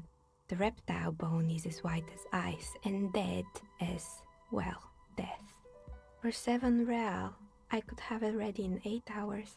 It's a standard role-playing die. It's an icositetrahedron, a 24-sided die that can produce results for 2-sided, 3-sided, 4-sided, 6-sided, and 12-sided die with a single roll. Technically, you can also use it for many other sizes, but you may need to reroll results. Why do you need to cast it in resin? Untreated bone is porous and prone to chipping. Cast it in something hard like resin though, and voila, it's perfect. Maybe you have some other How about an amber Oh, here we dye? go. Amber, a poor man's gold. Who told you amber was cheap? It's beautiful, really, and has been treasured since the ancient times. For 7 real, I'll craft you a 13-sided die from piece of amber with a fossilized insect. It's perfect for those who can't seem to let go of their past. Sounds like me. I had a feeling. Deal. Great. See you in 8 hours then. Was there anything else? I'm listening. Good. Hey, so we've been monitoring you internally, and now we know your Copo type. Wait, there are capo types? Yes. Guess what's yours? I was kind of hoping I'm the superstar cop. That is only a ludicrous daydream. Guess again. You're the... Cool cop? No, you're the sorry cop. The cop who's sorriest. Let's make it official then, shall we? Huge lack of enthusiasm going on in here. Sorry cop. uh...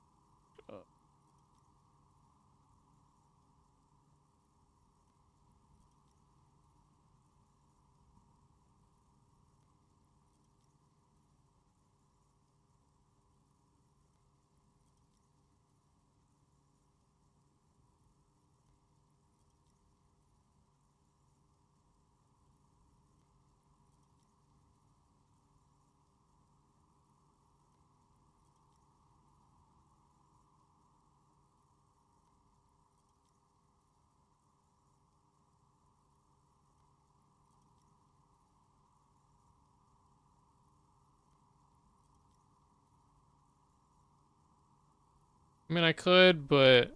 you know, I'm not sorry. No, you don't. Come on. You'll be back to saying sorry in 2 minutes. Stop wasting time and begin the repentance. I want rigorous self-critique. Oh, I have so many fucking things that I want to put in.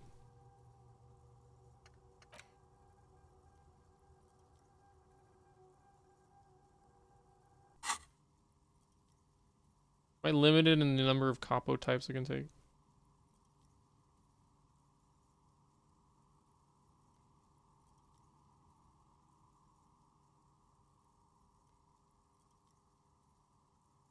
Oh, you can have multiple.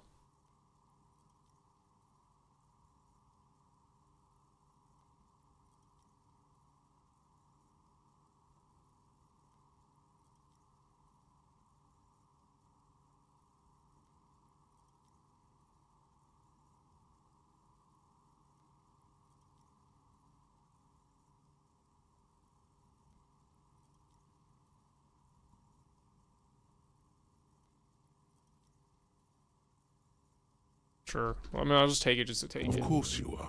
It's okay. See if you can get something out of this, like info. Or maybe every time you say you're sorry, you get $1 million. 8 hours, huh? This 20-sided die is made of bloodstone and inlaid with lapis lazuli. Its colors resembling police sirens. Its blue partner is missing. Kind of looks like the fire department arriving on the scene. Got fucked. Shit fingers. Note. Look at the map tab in the journal to see which white checks have opened.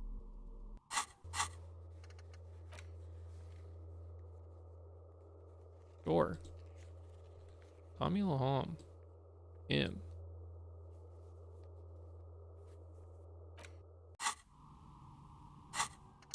What is the precarious world? Seems like the point of this game is victory. The absence of defeat on all fronts. Victory in business ventures and creative undertakings. Victory in love and over other people. Political victory. Ideological victory. Hell, even sexual victory. Definitely a lot of object-based victories too. Having things and not losing them. One problem though. Not a lot of victors in sight. Everyone's mostly losing. Why is that and how do you not lose?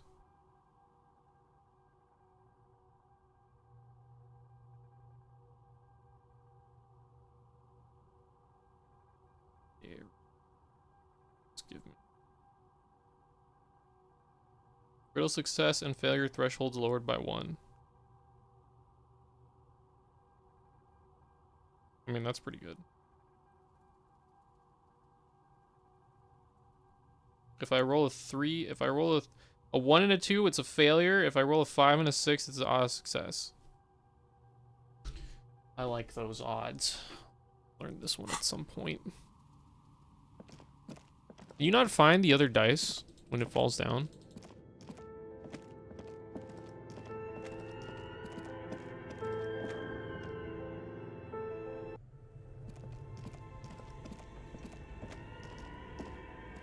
A thick layer of cold dust. It's dark. The echo is so prominent. It's impossible to discern what the voices are saying or what's producing them. What's happening? Maybe it's coming from somewhere upstairs. You should investigate. Or maybe you're just hungover again. Could it be psychological? Because your physical health is fine. This sounded real. Not, it's dark. The echo is so. Maybe it's coming from. Or maybe, could it be so? This sounded real. So I can't get the dice back. That sucks. Whale.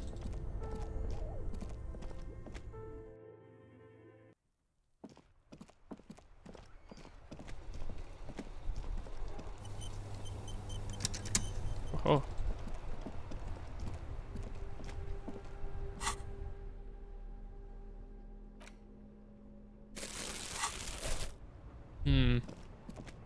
Oh.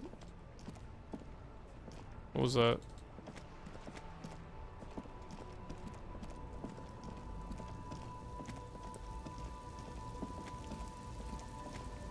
Shit, where am I going?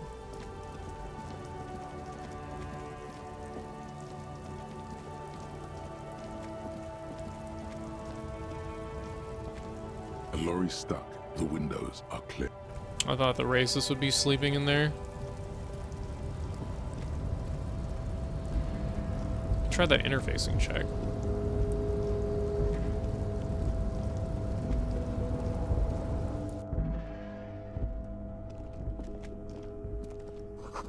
A giant aspirin on the pillow and a pattern of coffee rings on the armrest. The already familiar cold touch of plastic welcomes you as you pick up the handset. Your fingers run over the dial pad. 005. That's the dialing code for Revachol. 4952. And a moment of hesitation before entering the final numbers. Now calling. Calling. Still calling. Then. Video Revachol, 24-hour video rental. We rent 8 and 10mm film for home use. This is Lummy. How may I help you? The voice of a youngster on the other end sounds as enthusiastic as that of a man walking towards the gallows. What is this place? Video Revachol is a 24-hour video rental. We rent 8 and 10mm film for home use. This is Lummy. No, I mean, what is this place to me? Sir, I don't know. It's a video rental. Maybe you rent videos here. Do you know me? No. Why did I call you? Maybe you called to extend your rental period? Do you need to extend your rental period? My name is Harry Dubois. Do you have anything on my name? Let me fire up the machine. Dubois. Dubois. Here we are. You haven't read anything in 5 years, but you still have a copy of Blue Ocean Hell from November 46. Whoa, not a fun film, that one. What kind of film is that? It's not an easy watch. After the death of his daughter and subsequent divorce, Ziemsk immigrant Egidius Wojcik tries to come to terms with the onset of dementia. Oh boy. No wonder no one's been missing it. Still, it would be great if you could return it to us. We're on the corner of Voyager and Maine. On the corner of Voyager and Maine, a large neon sign hangs on the side of a building. Video Revachol, 24 hours. It's raining and there is almost no traffic on the street. A woman's footprints in the mud lead away from the front door. Tiny heels tiptoeing down the road. Beautiful steps, light-footed with a lifetime ahead of them. You look up and the air seems to grow darker. Suddenly you feel like you don't want to hear about video rentals anymore. You don't want to hear about any of it. It was all shit. It's over. What was all shit? We're done. Okay, well that sucked. Listen here.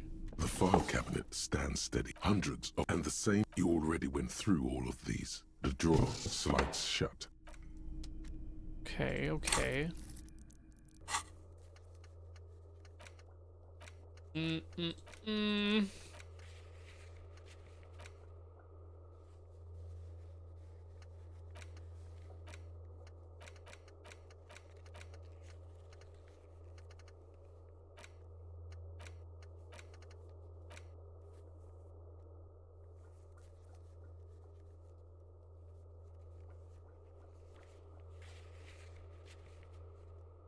I feel like I should just like go to bed.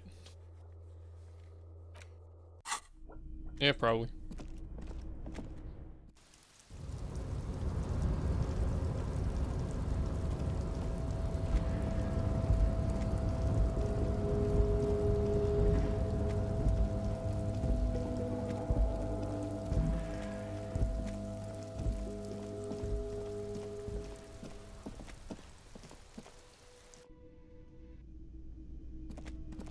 Alright, time to go to bed.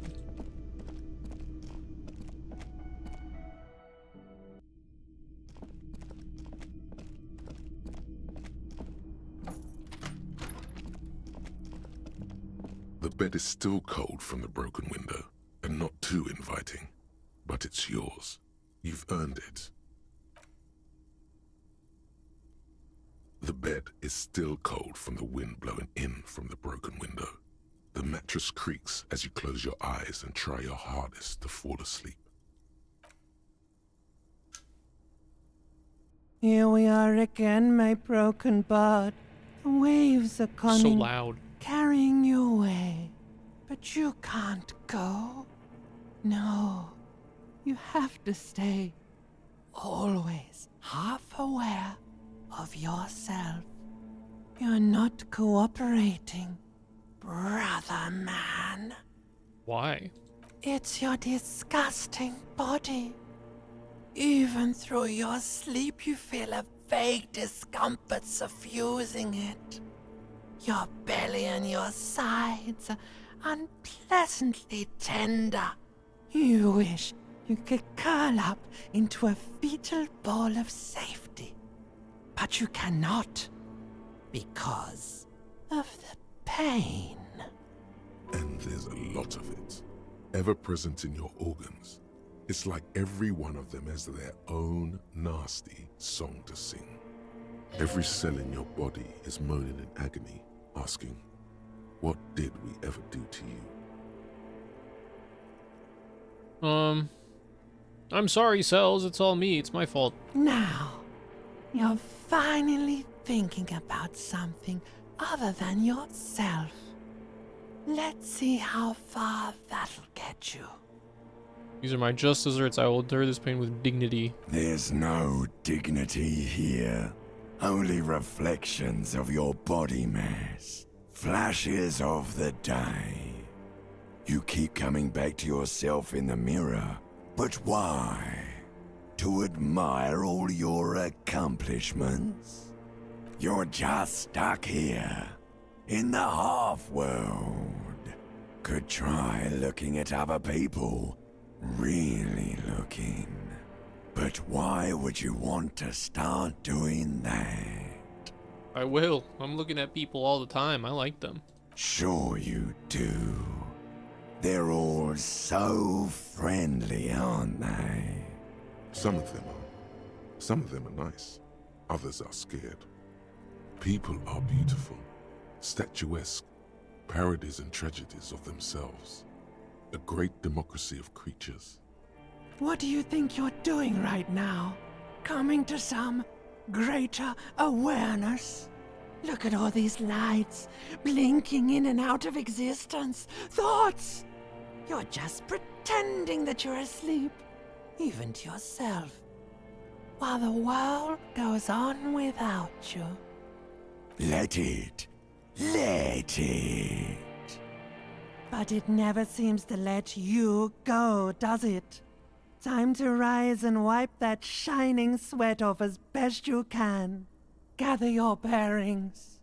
Rock and roll.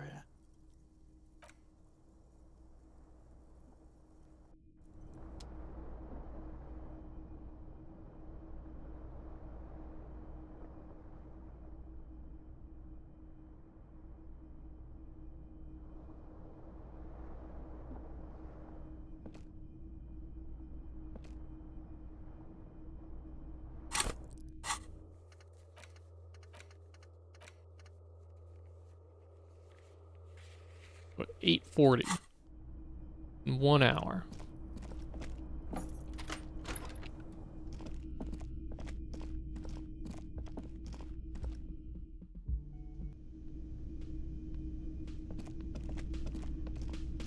Yes? You pick over what's left of your frontal cortex, but no compelling explanations emerge. I'm never gonna figure this out.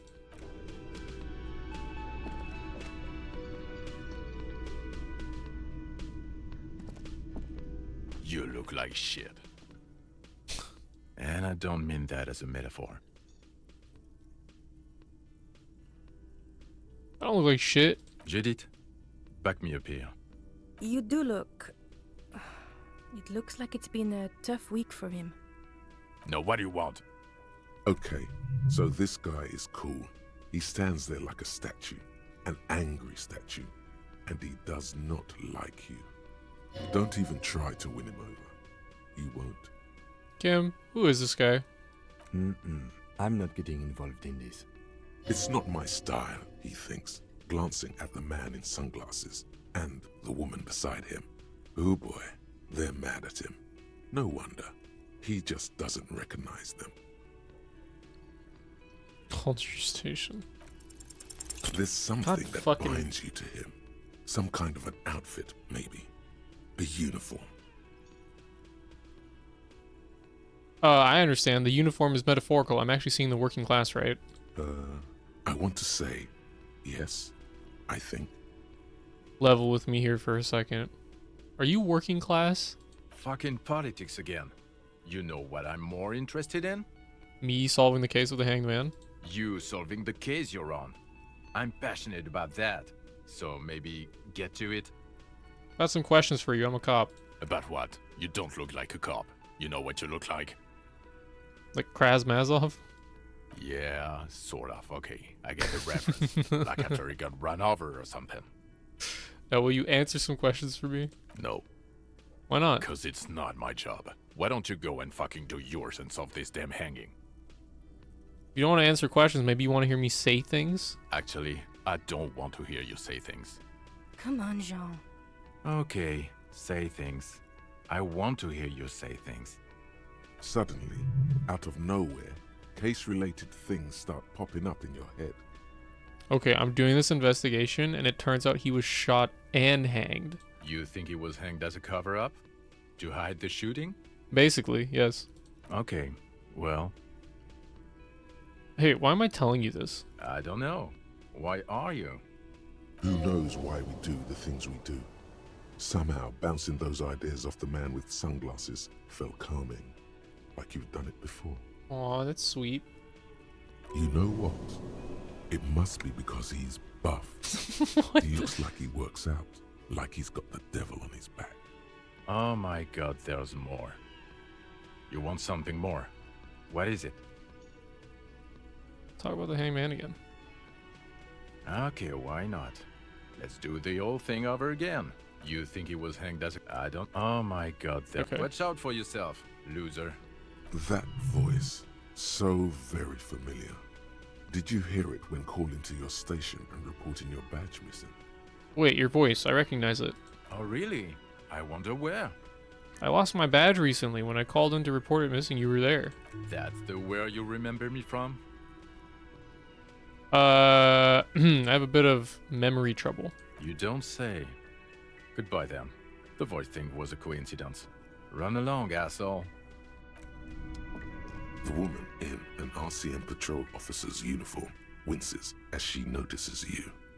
I would really prefer not to talk to you right now. Hold on. You are a cop with the RCM? Yes, I am. I'm a cop too. I know. Here's the real deal. I'm on a murder investigation. Are you the cavalry? I'm definitely not the cavalry. Is everything alright? Why don't you want to talk to me? I don't know. I mean, why would I want to talk to you?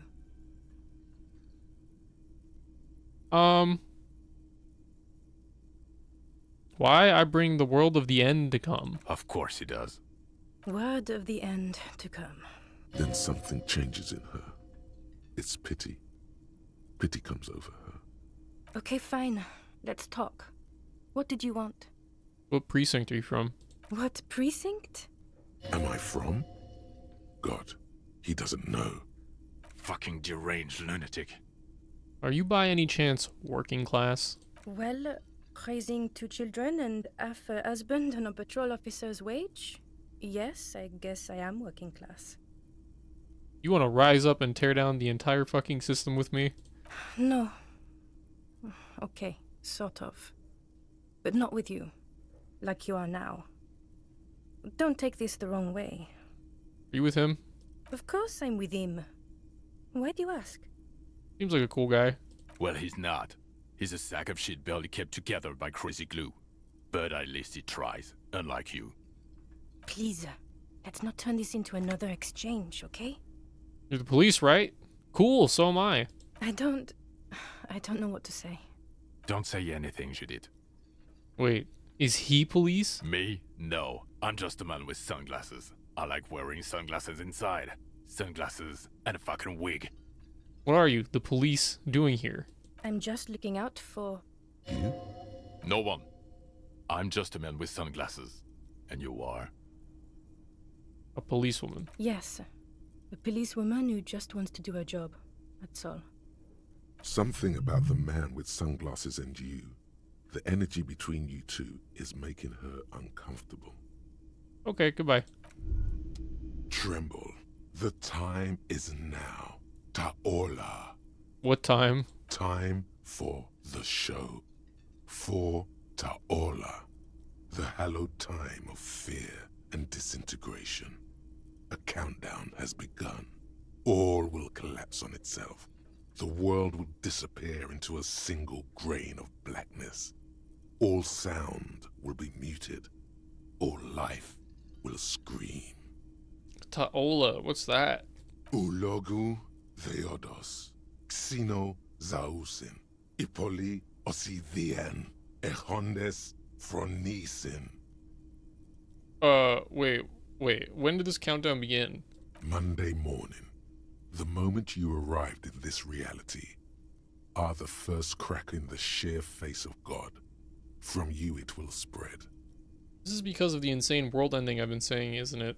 Yes, you spoke the words of the Palindropos and the houses of Pericarnassus. Items, people, even words will tumble. All will lose its meaning in the coming years. That is why you marked yourself. Am I sure it's not just a joke or some kind of coping mechanism? It's totally also a coping mechanism. I'm a little afraid. So you should be. The world island crumbles at your feet, and in the far plain, Palindropos. Perhaps, just a thought, this has something to do with the hangover. I do think the world might end soon.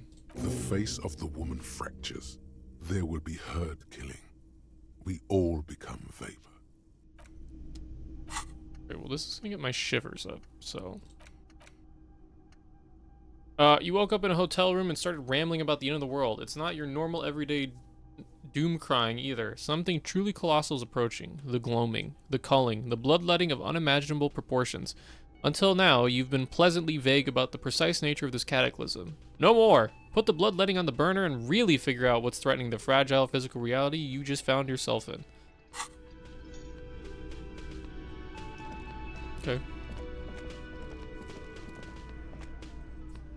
Yes? Anything? What do you want to know? Good. Okay.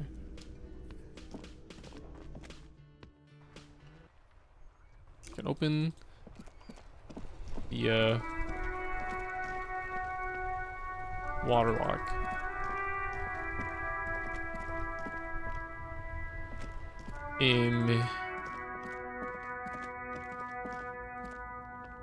What does this dice do again?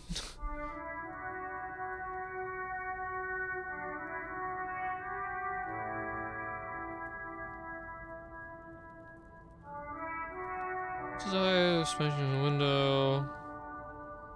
Reduces the difficulty of hitting Tommy Lahom with your best first.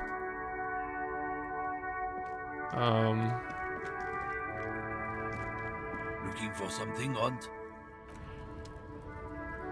We gotta tell Everard about the thing.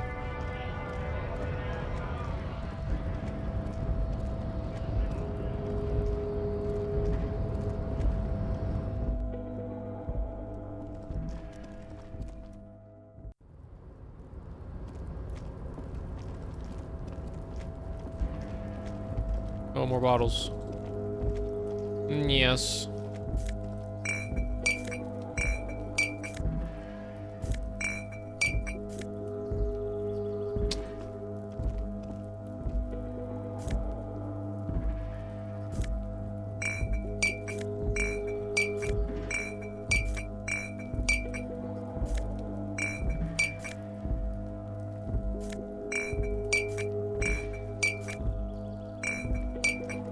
Cleaning up.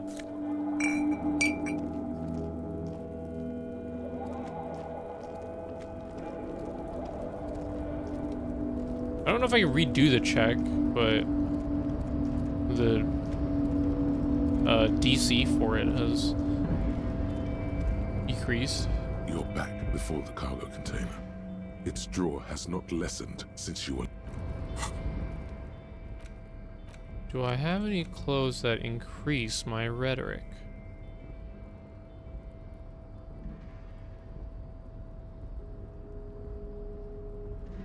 Do I have anything that decreases my rhetoric?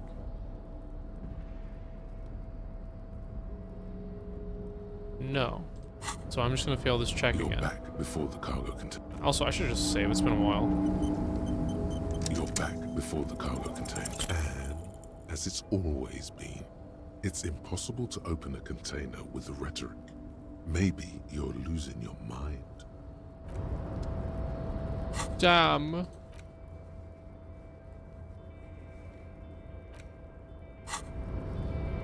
Oh well.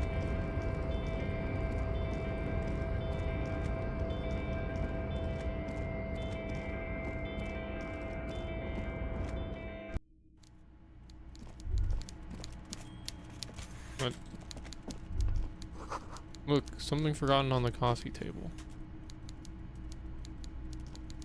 The punch card that's not here anymore? Mr. Dubois, a pleasure as always. You don't have to sit down this time, since you've already sat on that chair. I opened the door, you asked me. Can we discuss the murder now? I'm very glad to hear that, Harry. One question. You didn't actually happen to stumble in and see what's inside the apartment, did you? There is no way to sway this man in any direction. He is unsuggestible and unswayable. Just tell the truth. I did go inside. Weasel had the flag of the old Revachol on his wall. Exactly the kind of fascist memorabilia I was expecting. Weasel probably prays to it every night for the downfall of the Union. Now let's get down to brass tacks. It's time for men like me and you to figure out who's killed who and why. Real police work is gonna start happening now. I promise you, Harry, this is gonna be good.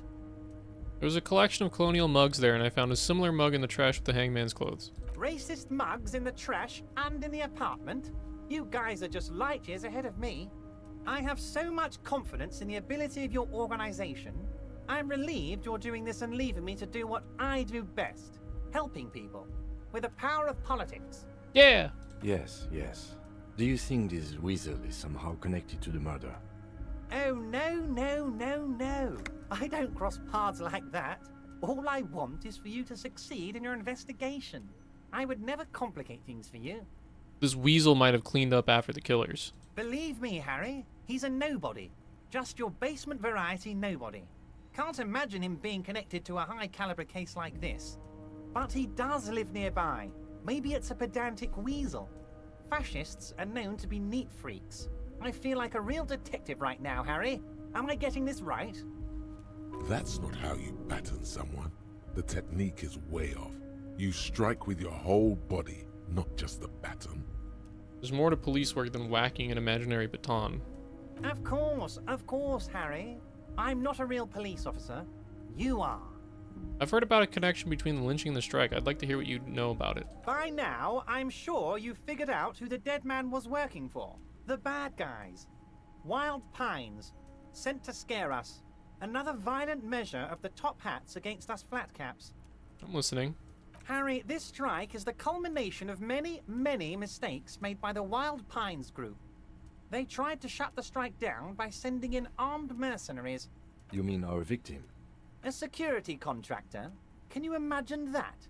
Workers standing in peaceful protest, united in the spirit of fellowship, and they send hired killers to mow us down with machine gun fire? He performs a motion as if spraying bullets from a machine gun. I'm talking beasts, hardened killers from proxy wars in Yisut, Semenine, Saramaritsa, you name it, they've done it. Raping, killing, burning villages, killing little children for the Senorita Pineapple Company, Harry. Everything they did there, they brought over here. They want to turn Revachol into a third world slum. Honestly, the only thing they didn't do is kill the village elephant. Hold on, you have a village elephant? No, Harry, the elephant is metaphorical and so is the village, but the mercs and their brutality are very real. Go on. Now, I haven't personally witnessed the brutalities out there. I have the luxury of staying in my container, you see. If I need to go somewhere, they just move my container. Wait, they moved the container? Yes, I'm an old man, Harry. My legs aren't what they used to be.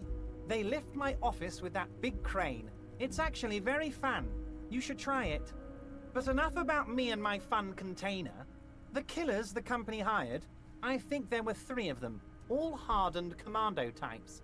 One of them got downright suicidal, getting drunk, violent, a little rapey. Even their own negotiator couldn't control him. That's your boy, the one who likes hanging out and trees. By negotiator, you mean Joyce? Harry, what you need to realize is, we dock workers are not pushovers. We got grit, Harry. This whole neighborhood does. Push us hard enough and we push back. And when we do, we push to kill. Wait, the whole neighborhood is in on it? Potentially, Harry, potentially. We got arm wrestling champions, rowing club people, ex-coal miners, tough guys, all ready to spring into action for their home base. Who exactly did the pushing? There's a militant wing inside the Union. A group of people whose duties don't involve manual labor, but peacekeeping in the neighborhood, making sure everything runs smoothly. They're like you guys. Idealistic people who want to make sure bad things don't happen. And if they already have, well, punishment must follow. So these idealists killed our victim?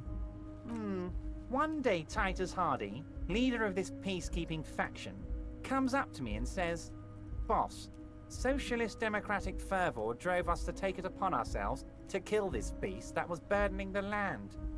He probably worded it differently, but that was the idea.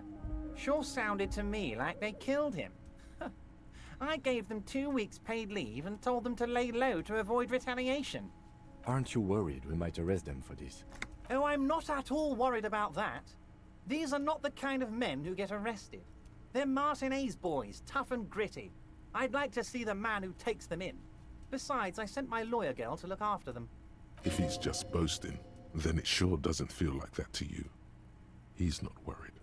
There was a bullet in the hangman's head. So they shot him? He was shot in the head before he was hanged. How odd. I don't know what to say, Lieutenant. They told me they hanged him. A hanged man is what I saw when I took a look into that yard. What I do know is, the case is in safe hands. If anyone can get to the bottom of this shot and hanged man, it's my 2 little policemen. Godspeed, policeman. How do you know the mercenaries were hired by the shipping company? How do I know? Let me tell you about these people. That's their MO. It's what they do. Last winter, some poor workers in Terminal E went on a little strike. The company sent in Sediment, a security contractor. The strike was over the workers' right to wear protective footwear, Harry. These guys turn up and start beating people. Tell you what, Harry, I wouldn't be surprised if we got the same mercenary company after a little rebranding. And I'm sure as hell not surprised to see an army of scabs under my gates. So you believe the scabs were organized by the security contractor? You said it. Hell, one of those guys looks big enough to take down that proverbial elephant. Boys like that don't just happen to show up during strikes. He's not scared of them. If anything, he likes them being here. Strange. You mentioned a lawyer girl? Oh, Liz is a bright one. I paid for that law degree myself, thinking it'll probably turn her all fancy. But hell, Harry, she came back a firebrand socialist. Sometimes she scares me with her zeal. Tell me about Titus Hardy and his crew. Oh, they are simply fine young men, all 7 of them. Exemplary union members, always working to advance their position in the local socialist democratic movement. Core members. Old Theo used to run them, but things really kicked into gear when Titus took the reins and named the group after himself. Gotta love his initiative. Interesting. Who's second in command? They're almost all of them great guys, born leaders. Whatever happened, I'm sure they only had the best interests of Martinez and Revachol in mind. Work with them. Hell, interview them. But don't fight them. They really are just like you. Men who like beer, women, and some order on the streets. Everard, I've met these Hardys. Can you ask them to cooperate with me? But of course! It's the least I can do for my good friend Harry. I'll do it right after we've concluded this talk. You can now go and tell Titus about this. See what he has to say. Also, Harry, here's 5 real. Wait, why are you giving it to me? I'm not giving you anything. I'm just holding out 5 real. Needless to say, this is another move. Don't take it. I don't need it. I only wanted you to help me with the Hardy boys. Oh, I wasn't offering it to you, just holding it out there. But I'm willing to share information. Was there anything else? Good talk. Let's conclude for now. Was it a good talk? I'm not sure we made much headway here. I was hoping we'd bust the case wide open. Heck, I even wanted to tell you what I really want to achieve with the strike. I don't know what happened, Harry. I wanted you to feel like Mr. Martinez. And of course, I also wanted you to find your gun. But it's like I can't completely trust you. Yet. Yet? Yes, Harry. It's like I can't fully trust you if you're not a man of the left. I want to, but I just can't. He's been hurt too much in the past by men who aren't social democrats. What's that supposed to mean? I'm more left than you are. You're saying it, but I don't believe you. You know how it is, company snitches, agent provocateurs everywhere. I'm barricaded in this fortress of mine, and I need to get a message out. Will you help me? And what would this entail? Once again, I require nothing unethical or illegal of you. You just need to get 2 little signatures on this piece of paper, and then mail it to my accountant in La Delta. And what do you think of this? It depends. I don't think what we just got from Mr. Clare was very useful. But he thinks it's your call. As I said, it weighs on me heavily. But once we get really talking, well, I'm gonna hand you the keys to Martinez, and maybe even help you figure out who's behind this killing. What are the signatures for? I'm glad you asked, Harry. The Union is going to build a modern youth center in Martinez. It will be righteous. We're gonna get those teenagers off drugs and on roller skates. Roller skating, not drugs, Harry. You like this. There's a nameless little street on the coast with some old houses around it. Most people have already signed. I just need 2 more signatures to get this mission off the ground, Harry. Where is this place exactly? On the coast, Harry, across the canal. There's a cul-de-sac there, a little village they're calling it. A gloomy place. You'll find it. I trust your detective skills, Harry. Water drips from the eaves. A woman looks at her freshly tarred skiff. There's a pair of cavalry boots under the fish in the box, and the wind howls like a vicious spirit. Oh, Lillian. What will happen to the current occupants? They are just gonna have to deal with the construction noise for 6 months, and then they'll be living like kings. Right next to a fancy new youth center, designed by the best architects from Stella Marie. Fine. If I happen to be there, I can ask them. You bring joy to my heart, Harry. Such a pleasure to be working with you. Here, you need to get signatures from Isabel Sadie and Lillian Carter. The cul-de-sac is right past the pawn shop and across the canal. I heard there was some trouble with the water lock, but it should be fixed now. Once you have the signatures, mail this to 13022 La Rocca in La Delta. Then, I'll know you're a solid socialist. Most certainly. By all means, see you soon, Debardeur. Just kidding, but not too much.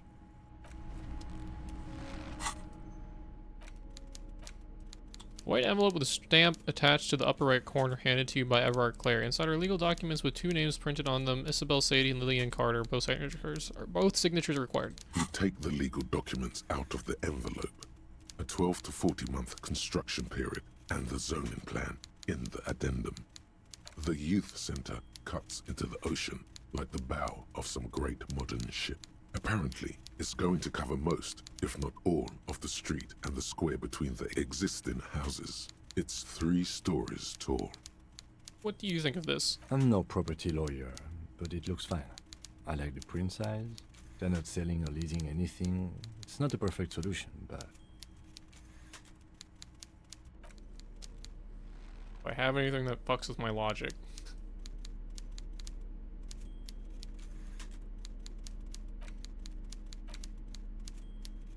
Do I have any clothes that boost my logic?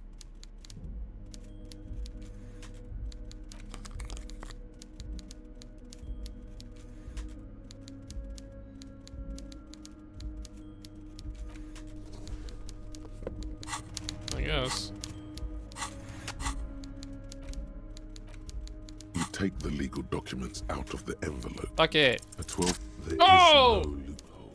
The simple truth Oh. is the current residents are going to lose their street access, and for the next 12 to 40 months, their lives will be dominated by constant construction noise right next door.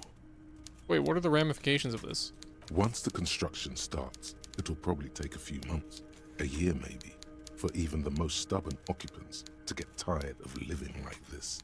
After that, they'll sell their property for cheap and move out. Look, Kim, these people are going to have to move away. Can we do something about it? I should have seen it.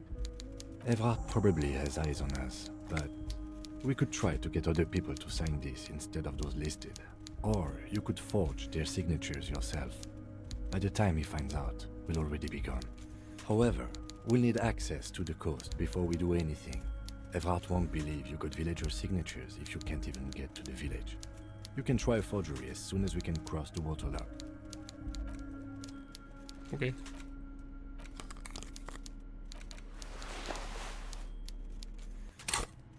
Here. Okay, I want my Top of the Apocalypse internalized. Takes 6 hours.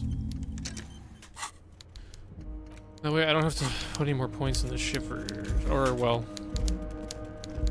I can keep putting points in the shivers rather, an Inland Empire. Cool. I can talk to Titus again.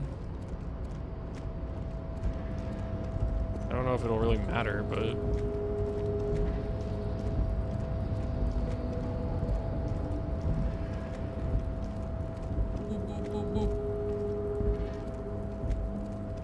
Boo, boo, boo, boo.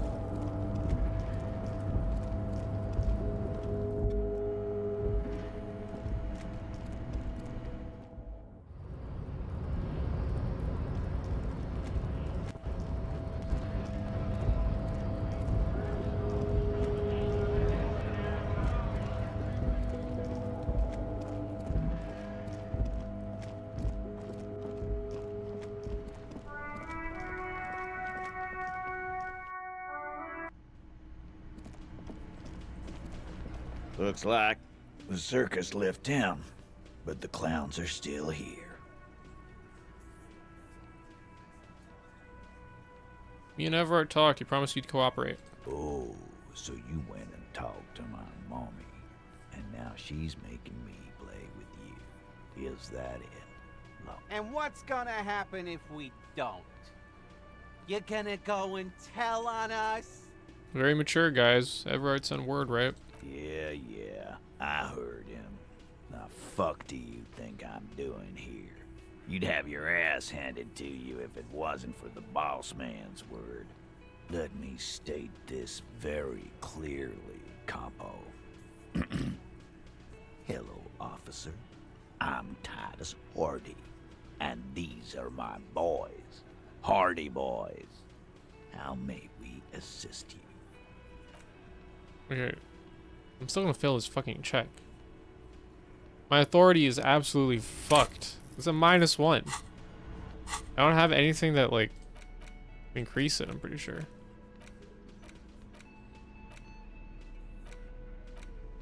It only decrease it more. Or I could take this out, I guess, but...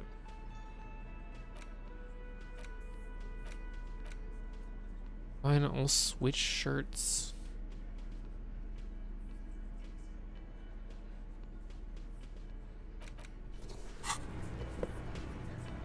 Looks like try again. The circus left town, but the clowns are still here.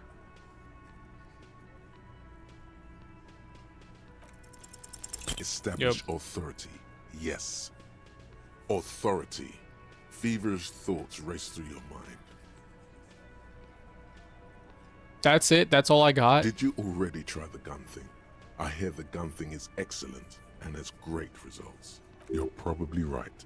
The others are only there for filler, to make the gun thing pop.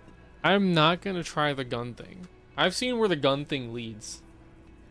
First you tell me someone's been raped and then you don't say who. That's bullshit. Okay, no, we're not gonna do that. I'm the only thing keeping this town going to hell, and you're not helping. And what exactly is it you've been doing that's so goddamn special? Shitting yourself in front of us.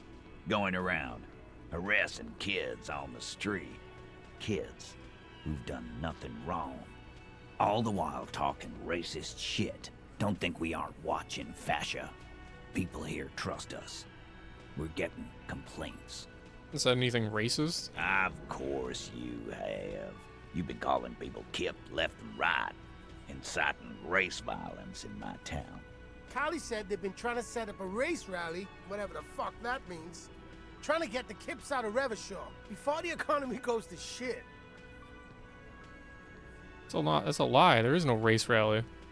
Sure there is. Callie said they're bulk purchasing confetti, ribbons too, and loudspeakers, and fireworks. Callie works at the carnival shop, you see. Get the fuck out of here, you racist carny. There'll be no race rally in my town. What happened? We got absolutely wiped. Let's go before it gets worse. What's going on? Are you racist now? Is the rally real? Please don't set up any rally. It will make you look awful. There is no rally, come on. Just ask questions. You need to put this race rally garbage in the rearview mirror. Yeah, that went about as expected. Back to my Helmdahl shirt. Alright, that was pointless. I mean, could I... This? Again, you find yourself looking at that... Yeah, no. Oh, I can almost get my dice. I guess I can try to get the map from the bookstore.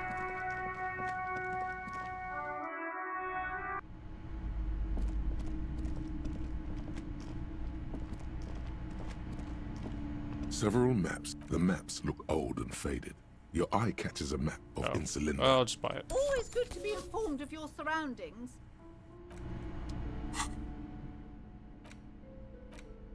A worn and torn map of the Martinez area dating from 48. Title on the top reads Bienvenue à Revochol. It's a bit out of date, and it was as it was originally created by a design studio in a failed attempt to spruce up Martinez and turn it into a fancy tourist location.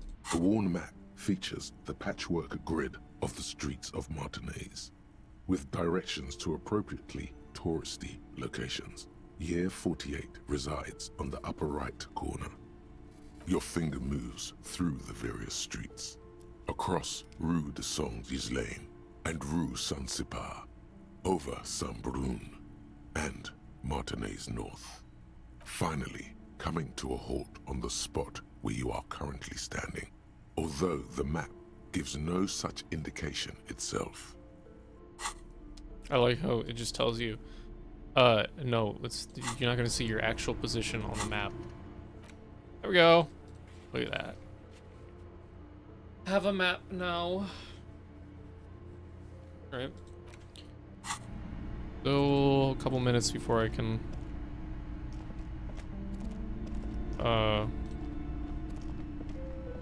talk to the lady, Neha.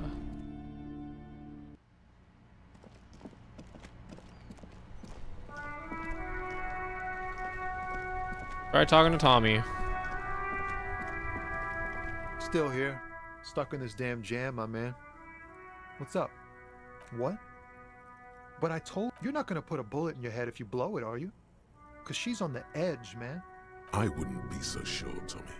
Imagine it. An explosion of stars. Goodbye world of men, money, and machines. Thank you, friend. No, I don't want to hurt Tommy. Alright, well, it's time to go to Neha.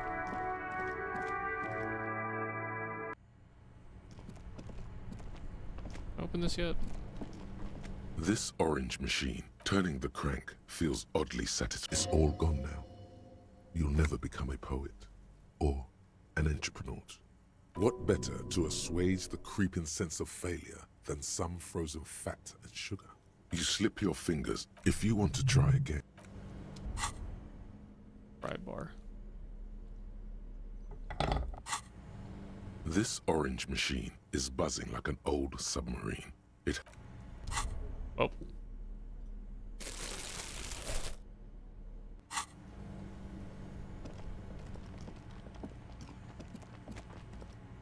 Why is this still a check? Not a check. Is there anything here? A few bricks have fallen off. Nope. Alright, back upstairs.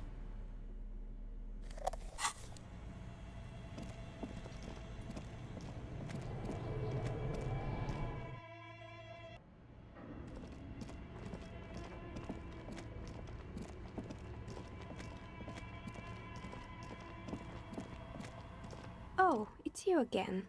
Are you looking for a die? Came back to pick up my die. Very good. That will be 7 real for 1 custom die. Here you go. Here's your amber die. Look at it. There appears to be a small fly embedded within. It's like looking into a lost little world.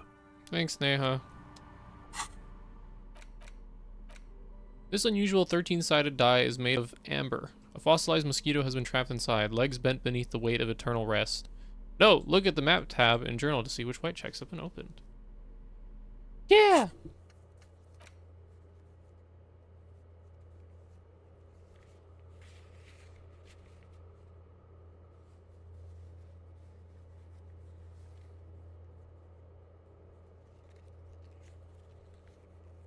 Oh, I guess I can try talking to John again.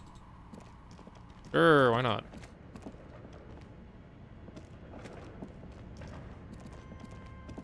Actually, how's the barbell looking?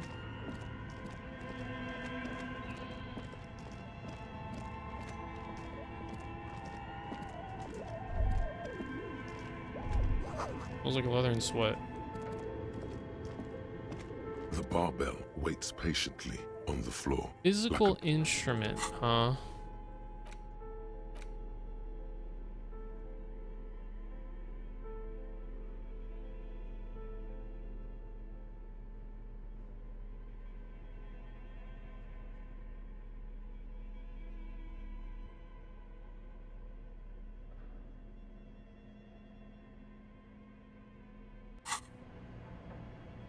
I'm gonna fucking hurt myself, but sure. The barbell waits patiently on the floor, like a dog for its master.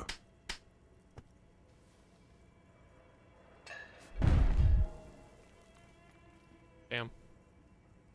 You manage to hoist it off the ground, but the barbell feels wobbly and dangerous. Your hands slick with sweat. Turns out you're no beast, just an old man with bad form. See? See? This place is cursed. Seems like I'm a little out of shape, or maybe these gloves just suck. Proper weightlifting gloves would definitely afford a better grip. Oh well.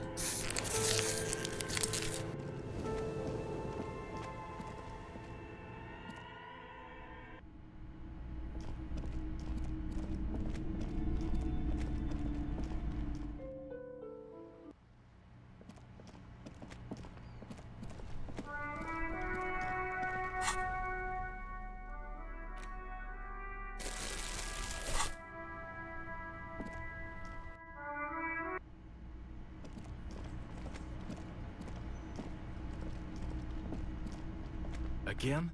I can't believe this shit. You know what it is. It's like the two of you know each other. Just ask him. Tell me the truth. Do you know me from somewhere? Oh, I definitely know you from somewhere. Another life. From where? Another life?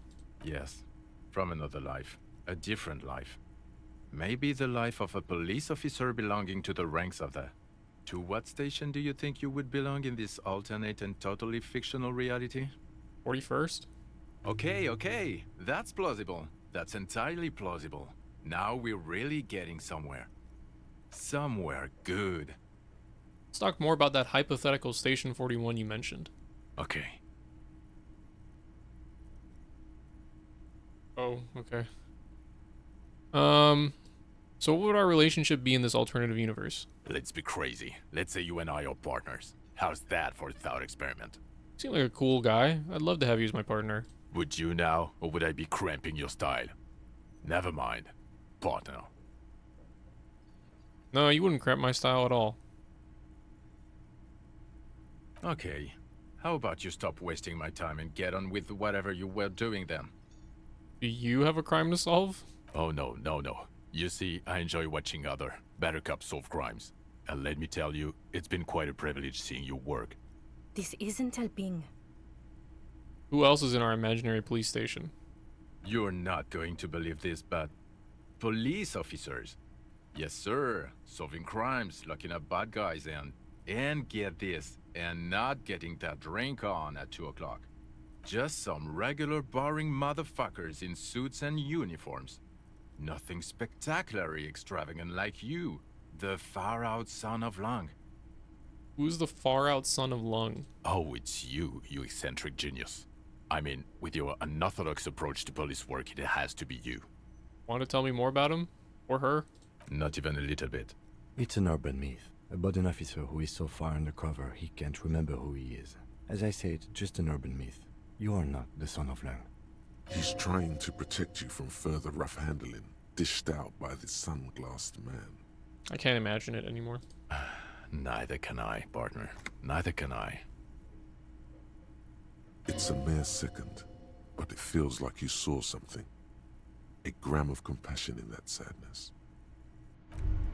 Okay, the man with the sunglasses and his hypothetical Station 41. Weird, right? I know, super weird. There's something missing here. Something you can't put our finger on. You know what? Just ask him. I know it sounds crazy, and you'll probably get laughed at. But still. I was thinking the same thing. I should just ask him if we're from the same station. Yes, just cross it off the list. It's probably not true, though. Again? I can't believe this shit. Look, I just have to ask, are we from the same police station? I'm going to say no. Just to see what you'll say to that. What'd you say? Okay. Okay? Jean, he said okay. Give it a rest. Okay, I was clearly wrong. He is a firefighter, male nurse, animal control agent, something of that kind. Not a cop. Go on with your cop work. Don't let me stop you again. Yes? What is it? Look, something is really bugging me. Are we or are we not from the same police station? God damn it, you leave her alone. Keep your weird bullshit to yourself and be professional for once, for fuck's sake. Can I actually help you with something? Yes, of course. Preposterous. I mean, you would remember if they were, right? Who forgets their squad mates? That's not possible.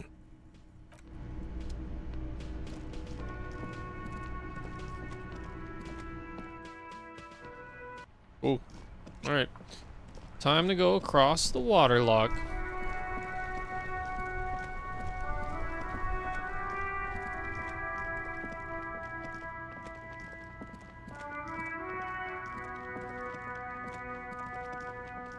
A rusting control. You grab the handle and pull the lever up. As soon as the metal connects against the contact pins, you hear a loud clunk. Then, the water lock starts moving.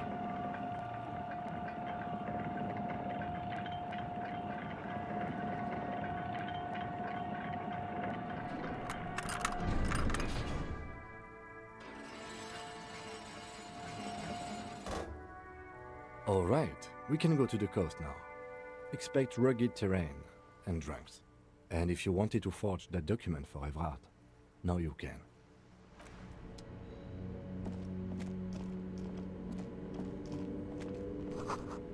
Radio relay hums with electricity. Wait, there's money on the ground.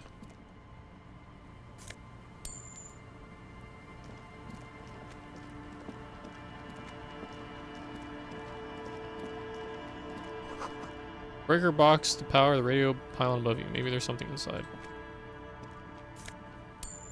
Some more money.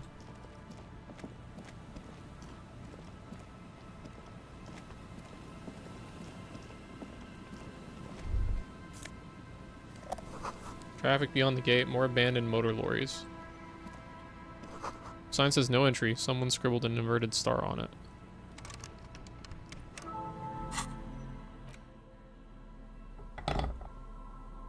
Oh, this was also shitting on my authority. Oh well. Jamrock biker cop Sunnies. +1 empathy, feel the streets. -1 logic, leave the reason behind. For taking your Harmel Ryu Supersonic out for a ride on the streets of Jamrock where your heart is buried. Sure.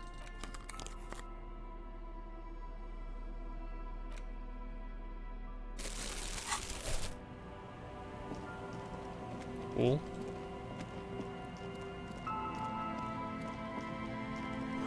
Someone has broken down the fence and the barbed wire.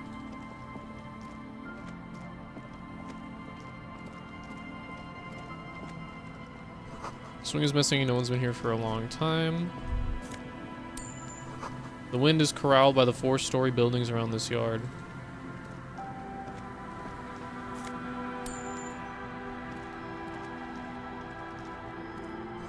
Glory says the graffito to the ghosts of us.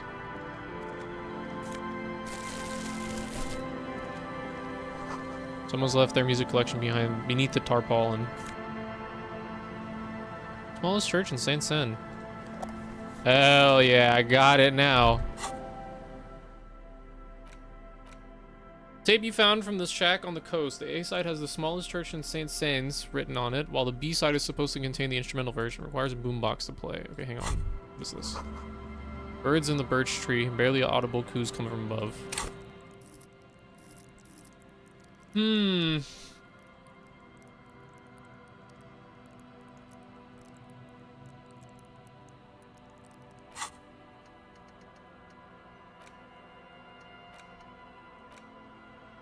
What's Motorway South do again?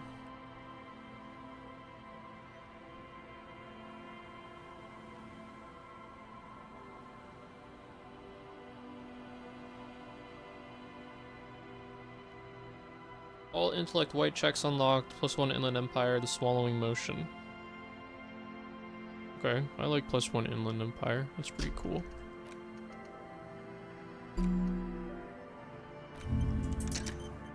Another 8 hours, but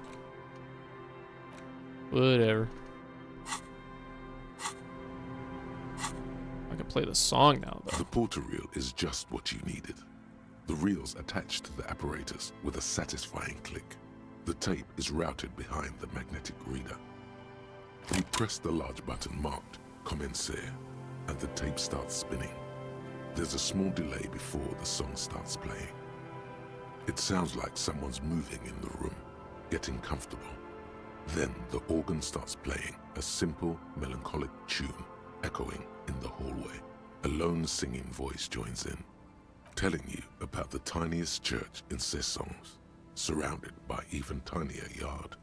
You almost feel the seaside mist on your skin. It's mega sad.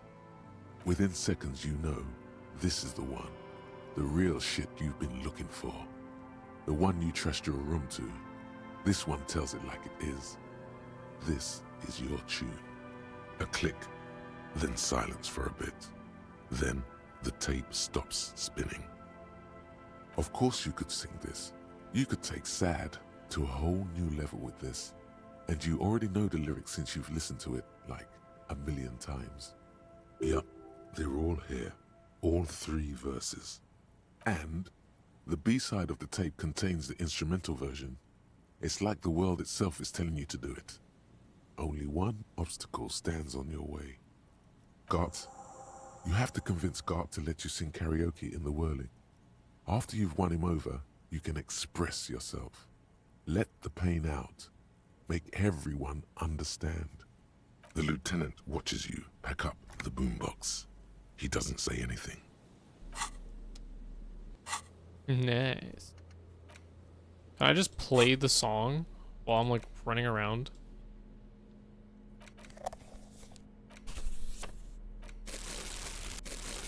Okay, wait. Everything here is wrong.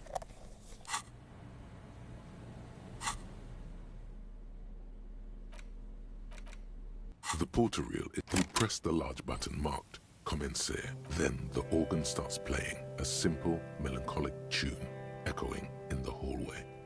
A lone singing voice joins in, telling you about the tiny, within a click. Of course, yup, and got the loot.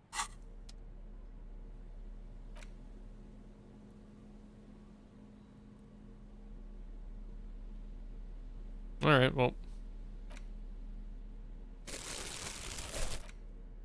It's the ledger you found in the trap. Okay. Rust peels off the bent iron posts of the swing. The wind whistles through the skeleton of the small house behind you. There's desolation everywhere. Yet someone used to live here, laugh here. Thought it was a good idea to build a swing, even.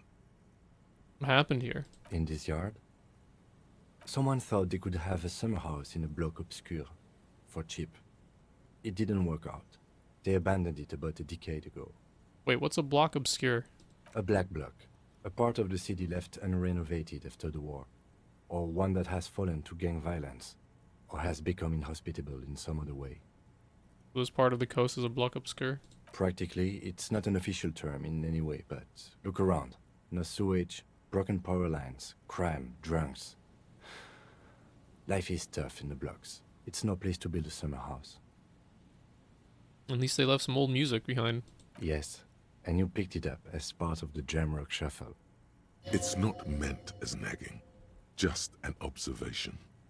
We should move. I don't think we will solve the murder with forays into the urban hinterland, at least in this phase of the investigation.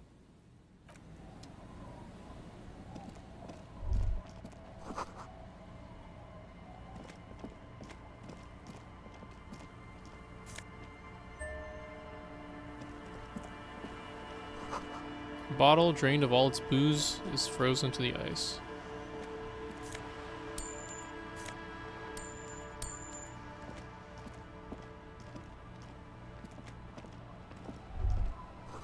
The ice just off the coast crackles, shifting. A banged-up motor carriage lies half submerged in the icy water, slowly sinking into the Insulindian Ocean. Only the cabin top, rear wheels, and the engine remain visible. It must be cold and lonely down there, in the icy water. This is where the tracks on the plaza were leading to. It appears to be so. Let's investigate. I agree. We should definitely investigate. You get a sudden, sinking feeling. Stomach acid comes up as you look at the motor carriage in the deep, dark, cold water. Why the doom and gloom? It's just a sunken motor carriage. Some motor carriages are bound to end up in the sea. The motor carriage is properly stuck in the ice. Getting it out would require a team of specialists. The logo is too deep in the murky water. You can't make it out, but you do see a monkfish float by. How long has it been here? The ice hasn't closed around the vehicle yet. My guess is it's been here since last Saturday or Sunday. Well, well, well. Looks like Jacob Irv's journey came to an abrupt end here. Your mocking tone finds no response, but the motion of the waves. Say something, Lieutenant? I did not. But I'd say it has been here since last Saturday or Sunday. What do we do? Let's wait for the low tide and see what's inside.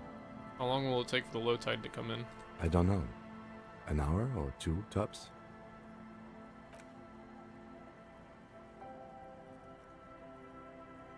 As you sit down in the old, rusty playground, the world around you becomes very silent.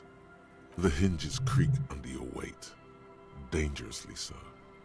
Nothing but the sound of seagulls high above in the sky, echoing like distant laughter. Ice cracks around the blue motor carriage in the sea. It looks very blue. Yes, it does. What's your favorite blue thing? Let me think about it.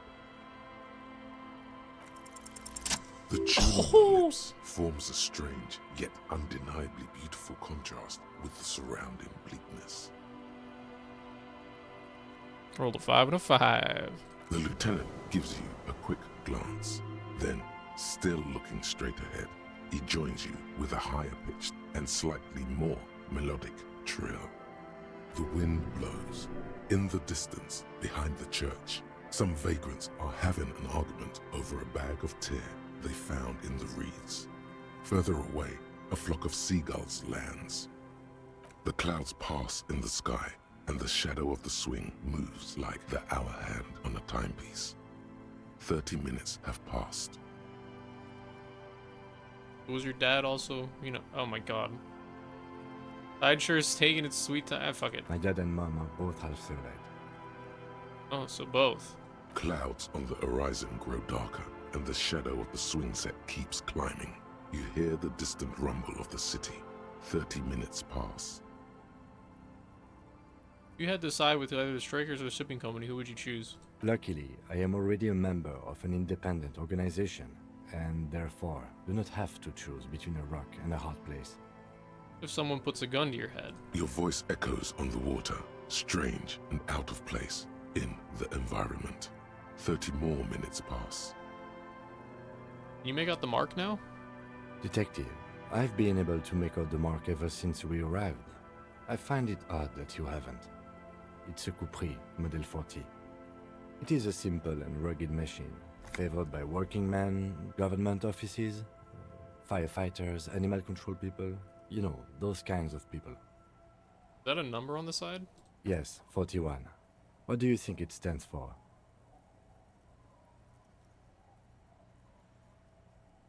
I hate guess. Oh god, no. I'm sorry, Harry. I'm so sorry. 41. Precinct 41. A massive pit opens up in your stomach, and the most terrible feeling comes over you. You feel like you're about to faint and fall off the swing.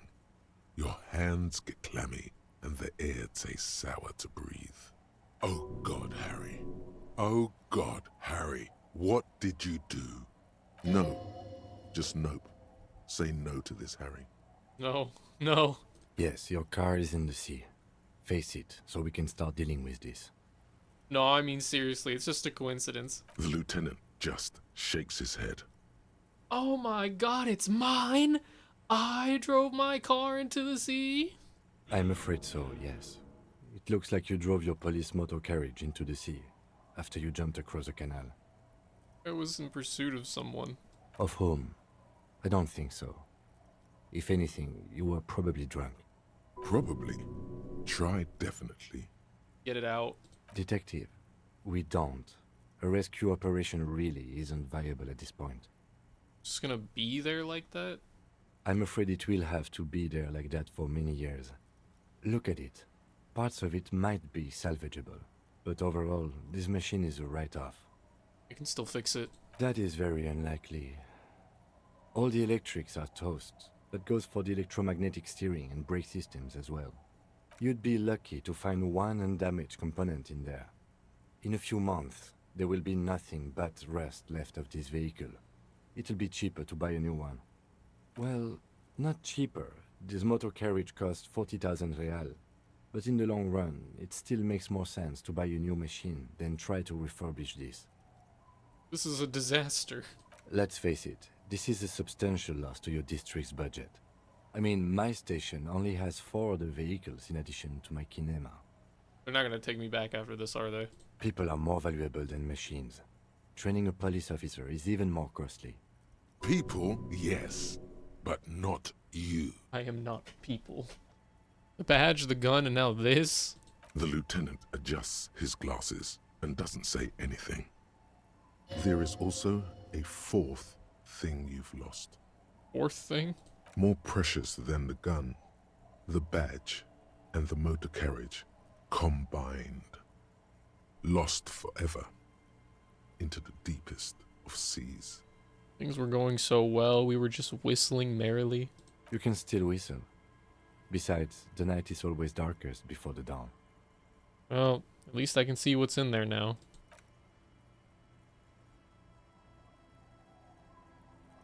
Yes, let's go take a look. The suicide of Kraz Mazov. It's clearly a lie. Kraz Mazov didn't shoot himself. Reaction was on the counteroffensive.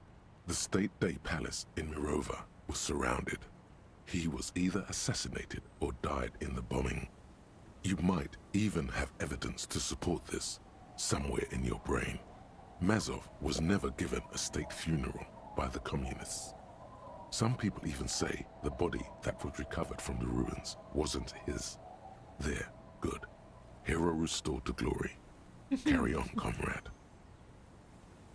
+1 rhetoric, Mazovian ethics, white check, failure, seal on morale. Hell yeah. Nice, nice.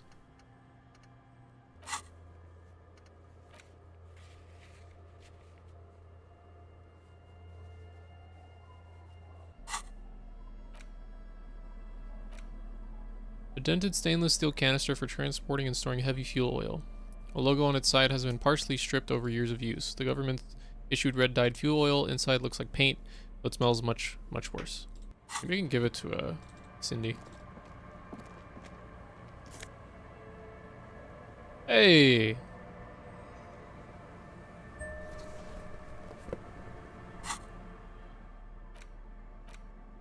RCM Commander's Jacket. A black uniform jacket with RCM's signature white rectangle on its right sleeve and backside. Letters inside the collar read LTN-2JFR. Jacket is of exceptional quality other than some minor wear and tear. United in black, sharp eye. Thick blue piece of acrylic covering a thin leaf of paper with the officer's name and rank on it. Next to the writing, you see a man stare back at you, a younger version of you, already disintegrating inside but still presentable on the outside. Look at this guy. A police badge on which you see the photo of a man. You. Some seaweed is stuck to the back. I found my badge. At least something good came out of all this. Encased between 2 durable plastic sheets is a bluish card with lines of information and a watermark in the shape of the street grid of Revachol West. You see a photo, a name, a rank, a document number, the date of issue, and, in the lower right corner, your precinct. The man keeps winking at you with his green-grey eyes. The photo is old, no doubt about that. Good choice. A newer photo would look different. 8, maybe 10 years. The guy in the picture is rather good looking. He's got a nice haircut and is distinctly lacking in massive sideburns. What do you think? His face is already contorted by the expression, although it looks less grotesque on him than it does on you now. It looks better on him because he isn't in as much pain while producing it as you are now. Although there's already a hint of that pain, certainly. Don't be fooled.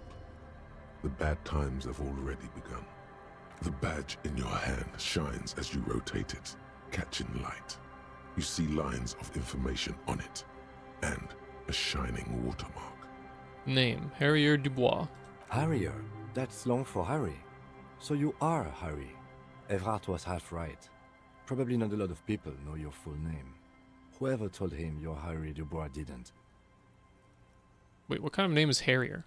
It's a wartime name. Revolutionary. The kind mothers give their sons during troubled times. Like Undying or Boxer or Ironhide. It's meant to keep you safe.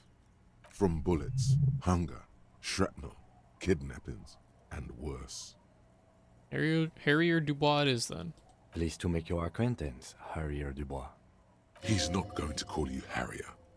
He'll keep calling you officer when he's angry with you, and detective when he's not.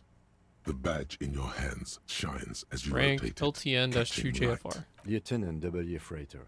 What is a Lieutenant W. Freighter? The lieutenant is a rank above sergeant and below captain. It's the highest rank in the RCM that still does field work. I am a lieutenant. And W. Freighter? The title of Freighter is added to your rank when you decline a promotion to a higher rank. In your case, captain. You have declined twice, thus you're W. Freighter. Declined? There are many reasons one would do this. The rank above you in your precinct's decomptage might be taken, or sometimes promoted officers do not want to replace their superiors, out of respect. And sometimes they just prefer the type of police work available to their current rank, in your case, lieutenant. Heavy-duty case-solving machine. What's a decomptage? Decomptage is the hierarchical system employed by the Revachol Citizens Militia. It means counting down to twos. The lowest rank is junior officer, usually teenagers. Then there are the patrol officers, then sergeants, lieutenants, and then a captain. That's basically it, except for a few kinks. What kinks? Kinks like satellite officers and the additional freighter rank I already explained. Wait, satellite officers? You are given the title of satellite officer if your partner is quickly promoted through the ranks and you rise with him. You don't seem to be a satellite. So you've been putting up with all my bullshit because I'm your superior? Or because we're of the same rank? No, I've been putting up with you because despite an unconventional approach, you are doing good police work. It matters more than driving your motor carriage into the sea. And now we've even found your badge. He trusts you, for now. Try not to spoil it. Such a small yet precious thing. Expensive paper caught between thick plastic, like a fly in amber. It reads... Serial REV12-62-05-JAM41. That's just the serial number.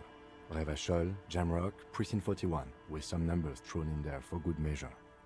Date of issue, 7th of November 50. 4 months ago. I'm guessing that's when you were promoted to the rank of Lieutenant W. Freighter. A new badge usually comes with a new rank. You seem to have been doing well then. The pain in your chest tells you you were working yourself to death to earn that rank. The case created a lot of edge you have to take off. The death march really gets us going. A lot can happen in 4 months, especially in winter. The winters are never easy on you, of that you are sure. I remember that time! That was a good time! We had a good work-drink balance going! What happened, man? Pump it up! Precinct 41? Yes, it's the designation of your precinct. 41, like mine says 57. The 57th is mostly industrial harbor, a lot of asphalt. The 41st is... What? It's a tough station to work in. You have all of Jamrock to cover. That district should have 3 precincts, but money is what it is. It's no wonder you are like you are, he thinks. But then again, it's a legendary district, and a hell of a station too.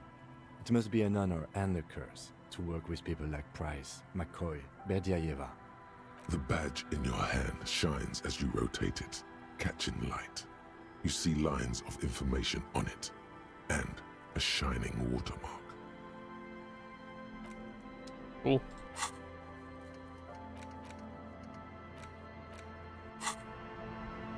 Alright. Keep running around. Footprints in the snow, they lead away from the accident. Probably mine.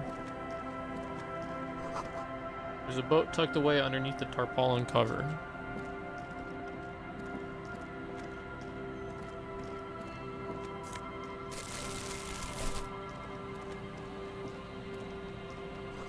Through the broken glass, dusty shelves, and a forgotten chair.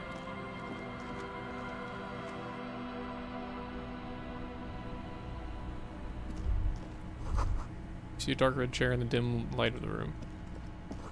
Cold breeze is enough to make the wall planks creak. It's only a red chair. Just a red chair in an empty shack, with what looked like a dusty bow tie on the shelf. Nothing to see here, right? Hey Kim, where are we? In someone's abandoned shack. On the coast. In Martinez. In Ravachol. He's afraid you've forgotten suddenly. What's with the red chair? Nothing. It's just a piece of furniture. Red paint is peeling off it. Looks like blood, no? Alright, let's move.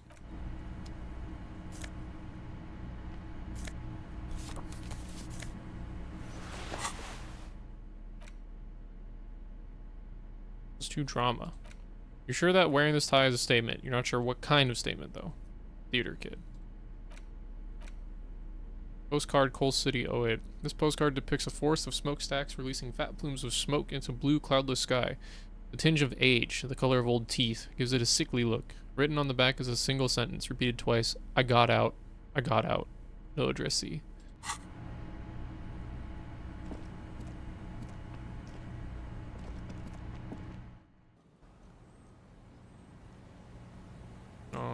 Okay.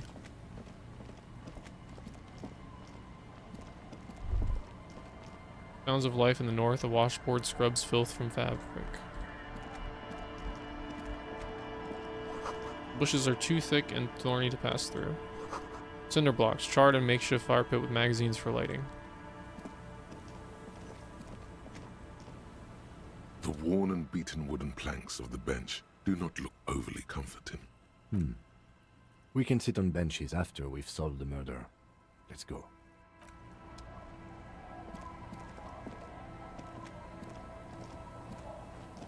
Okay, I gotta go around.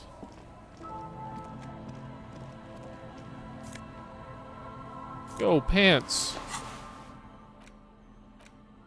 Kingdom of Conscience, moralist path. Tailored trousers in light brown, moderate in every aspect. They're absolutely unremarkable. In other words, perfect.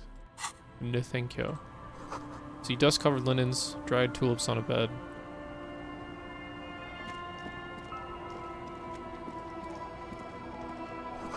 White curtains have been drawn shut, no looking in. A wedding stone, well worn and covered in rust.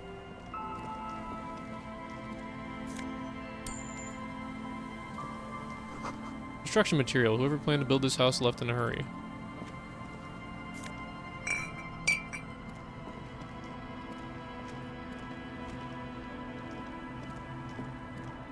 Let me just click on everything first.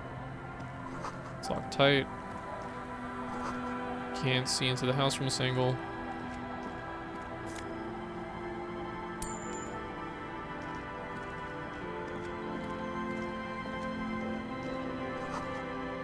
Street sign is illegible below the graffito. Hard to see the details. The colors are all warm and welcoming, are cozy though. Flower trough where nothing really grows, maybe in spring.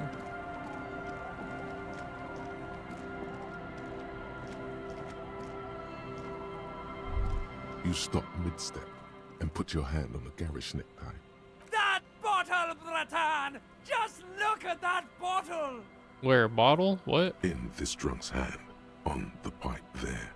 Glowing blue, a mysterious, otherworldly blue, filled to the brim with holy mysteries. It's hard to know what exactly your vivid interior is speaking of here, but I'm guessing it's got a lot of alcohol in it. I don't really care about any bottle. I don't want to look at it. You should care. I'm getting a very special vibe from that bottle. Please go talk to him. I need to look at it closer.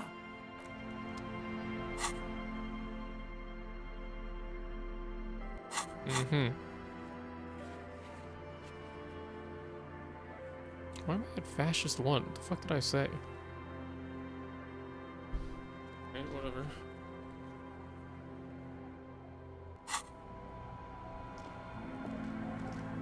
Hey, Tequila! Good to see you. How's business? How's the whole reality situation treating you? So what's happening? Wait, Tequila? Yeah, Tequila Sunset. How are the, high-concept, reality-based adventures proceeding? Good. These people know your true name. Looks like it has preceded you, Mr. Sunset. More on that later. I like this guy. You should too. He respects you by calling you your true name.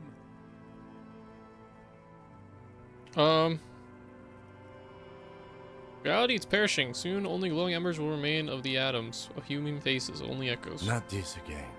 I was hoping that we were done with it.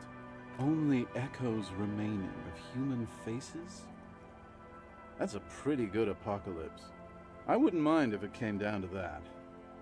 Things aren't going super well for Idiot Doom Spiral either.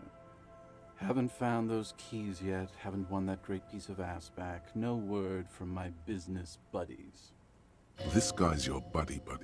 You feel it immediately. You belong to an organization, a fraternity of drunks. What do you guys do around here? We are saving the world.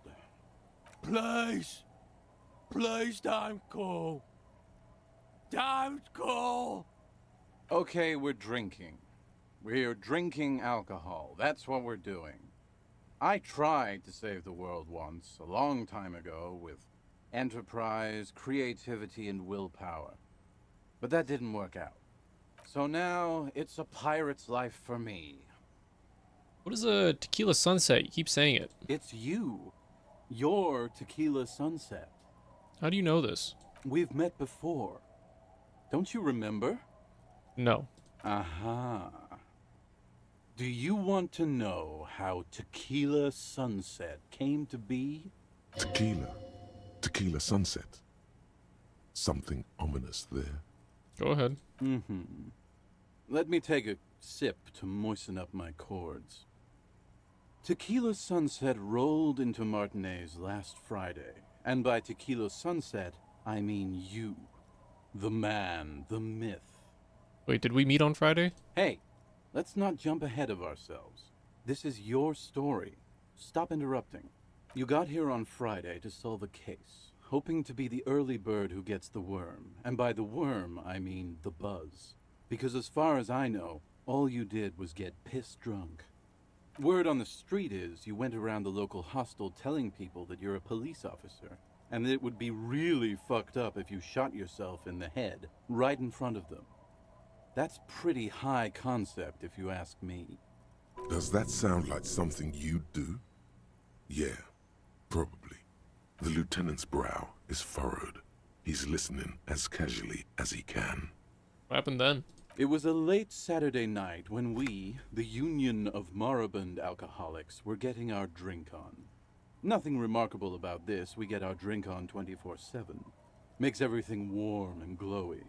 I trust you know the feeling. Oh, yes, you do, Bratushka.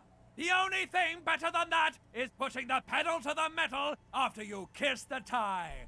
And off we go. One moment we hear the sound of a motor carriage revving up somewhere on the plaza, followed by a series of dings and bangs. Do you remember the sound of wood cracking? The billboard? Naturally, loud noises pique the interest of anybody owning a pair of ears. That's just the reality we're in. Naturally. Anyway, there was a brief silence. A gasp of silence, if you will. Followed by a real commotion. We heard the carriage careening towards the coast at top speed. Sounded like someone jumped the canal. We grabbed our brewskis and rushed to the jetty. Never underestimate the speed of an alcoholic. 3 men are standing on a wooden platform extending out from the shore of a dilapidated fishing village. Their cheeks red, spirits high, beers in hand, eyes glazed over. What we saw was a sight to behold. A beat-up police carriage containing you. Right there on the beach, you revved the engine and screamed at the top of your lungs, "The time hath come!" So, naturally, being the curious cat I am, I asked what time hath come, to which you replied, "The time hath come for tequila sunset, the end of all things." Every word I said was true. Tequila sunset will break the looms of reality. Yeah, looms. Why not? Then you jammed the pedal and plowed right off the jetty and through the ice. Your hands cramp on the steering levers. We ran towards the ice whilst you crawled your way out, miraculously unhurt, covered in seaweed and shit, like some kind of sea monster. When we finally got there, you were sitting on the beach crying. You said that your badge and uniform were in the car. It was too late to get in there, though. The carriage had sunk too deep. Recognizing a brother in need, we offered our condolences and invited you to party with us, which you naturally agreed to. What else was there to do? Thank you, brothers, for your helping hand. We asked about the whole tequila sunset thing, and you told us it was your name now and insisted that we all call you that from then on. My real name is Harry. No, that's just what your mother called you. Your real name is Tequila Sunset. Just embrace it, brother. How long did we party for? Hours. It was an all-night drink-a-thon. Then, at some point, I think it was Sunday morning, you got belligerent and wanted to talk about Revacholian women. How they're beautiful and also whores and so on. How one of them fucked you real bad. After a short while, you crossed the event horizon, looked sullen, got up, and left without saying anything. Wow, that's quite a story. Yeah, I bet Tequila's a fucking legend around the precinct. You must be proud to work with him. If you only knew. Did I tell you anything specific about this person that fucked me? You were pretty vague about it, but you kept saying you got fucked real hard, and that we've all been fucked too. Please, don't open that door. No one's fucked me. I do the fucking around here. Abigail! It seemed pretty painful, to be honest with you. If I had to guess, I'd say you're still working through some shit. Did I mention losing anything else? Beside your gun and your badge? You said something about your hope or heart or something. To be honest, the details are a little hazy. In retrospect, I guess you lost your motor carriage too? That's a big one. Did I say anything about my colleagues? You told us that they were a bunch of fucking losers whose main interest was cramping your style. It's more like you were cramping theirs. No specifics, though. It was more about you that night. You were the star of the show. Did I say anything about the case? Yeah, you said it was no biggie and that you'd solve it in no time. And that you didn't need anyone to do it. You're doing it solo now. A lot of cops go solo and hermit once they reach that level of alcoholism. It's not meant as a joke. He's sorry for the hermit cop. Did we talk about, politics? Yeah, you kept talking about how the coal mine owners were fucking us all over, just like that woman fucked you. I didn't agree with you, by the way. The spectral hand of the market makes sure everyone gets exactly what they deserve. Did you get a read on what kind of cop I was? You kept calling yourself a goddamn superstar who'd cleared 501 cases. As you've already determined, the actual number is just over 200.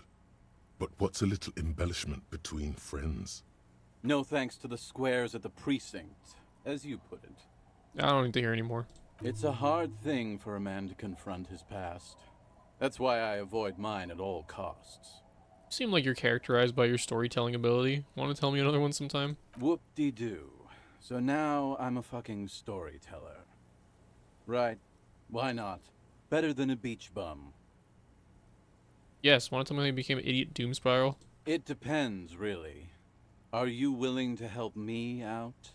The gleam in his eyes and the slouch in his posture is so incredibly familiar. You want booze, don't you? I don't want it, man. I need it. Can't tell stories without it. Dry stories are boring, you see? So, have you got anything for good old idiot doom spiral? A bottle for a story. Seems fair to me. I don't want to give you any alcohol. I'm not an enabler. In that case, I'm not a storyteller. I'll be seeing you. You too, Tequila Sunset.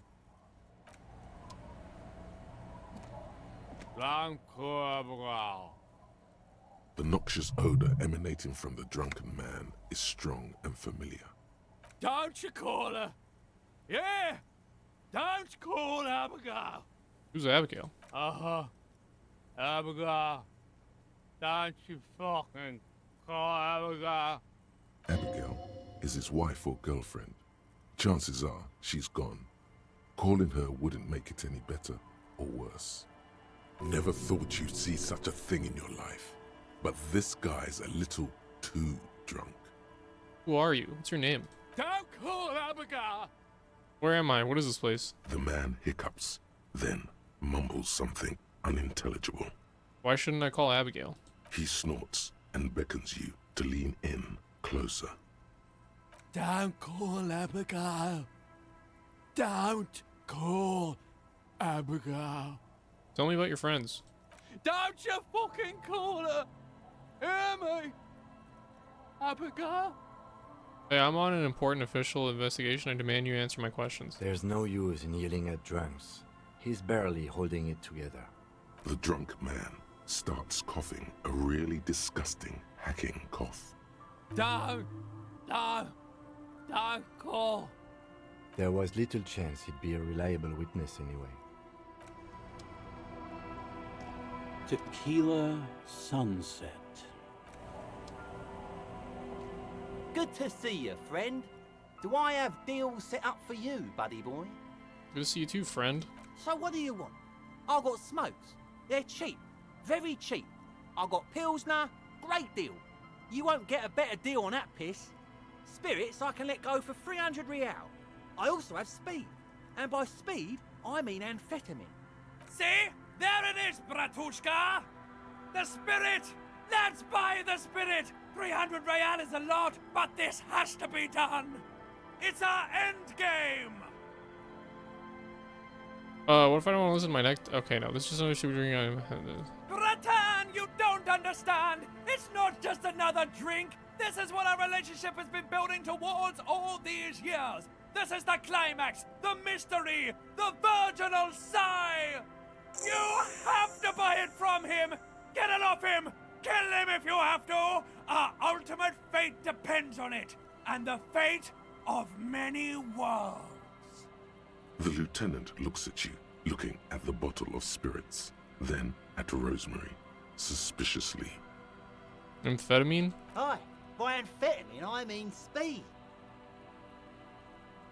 I thought, right, got it. Good, my man. Now what can I offer you? Quite the business venture you've set up here. Oh, the system's been good to old Rosemary here, and I'm milking her like a bitch goat in the backyard. What do you mean? You see, friend, man makes his own luck, and I made mine real good. Got my hands on 3 bottles of liquor ex-squeeze, sold 2 to the fellows around here, and immediately invested the profit. Bought cigarettes, bought beer, even bought a bit of speed. And look at me now. I got everyone on my hook. I'm already hooking for Kuno, I think. Seriously? Are you? Sorry, Kim, I just wanted to see what happens if I say it. Fine. Fuck. And the lieutenant is annoyed. Why does the bottle of spirits cost 300 real? See, friend, it's real valuable. Worth every real, if you catch my drift. Got it from a bit of a business venture. You know, it's funny, actually. He's finding it difficult to focus his watery gaze. What is? What? What do you mean, what? What did you think was funny earlier? This guy. Conversation might bring a discount, no? Where'd you get the bottle of spirits from? Oh, this is medicinal spirits. The good stuff. Got it from the doctor's office. He ain't shitting you! Medicinal spirits are a blast, Bratan! The flaming truth of this joke of a world! I got one of those scientific ampules a few months ago. Torpedo, they call it. It's supposed to keep a man from taking a drink. Didn't stop me for shit, that's for sure. 5 lemons with half a pack of butter and you're good to go. Sounds dangerous. It was. In a week, the goddamn kidneys started giving me all kinds of help. Finally, the missus took me to a private doctor's office. Not a charity, the real thing. Those arseholes charged me 4 real to remove the damn thing. But I came out on top after all. Okay, how? The idiots left me alone in there. Now, I used to teach high school biology. I know what doctors use to preserve dead thingies. Like 3 cans of this blue medicinal stuff from the back room. Threw the snakes out and voila! What's left is this beautiful blue stuff. 98.7% almost pure alcohol. 2 I already sold to these fine gentlemen here. But this last one is yours for 3 real, if you want it. I think we'll produce 3 real and it's yours, friend. Just make sure to enjoy that one, friend. Bratan, I am so proud! Now, whatever you do, don't drink it! This deserves so much more than just regular oral consumption! Am I supposed to put it in my ass? The tie is so on the money there. Up the bum it goes. I don't want to put it up my bum. Who said anything about putting it up there? No! We're gonna put it into a way more special place! So special! Just hang on to it! Keep it safe! Wait for my sign! Soon. The time will come soon.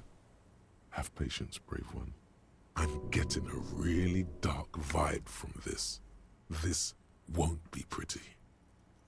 In the civilized world, it's a custom to tip the shopkeep, friend. But come back anyway. The liquid has an unearthly blue tint, the kind that might or might not, but definitely does glow in the dark. This is 98.7% or pure alcohol. Keep it away from an open flame. That's exactly what I'm going to do. Hold on to the spirits and wait for the signal. Alright. Anything to say, Kim? Yes? Oh, okay. What about the envelope? You take the legal documents out of the envelope. Everyone's people could 12 be to watching 40 you month. here. What about that shack I was just in? Or what about this shack? Inside you hear the cozy sound of some kind of heater sputtering.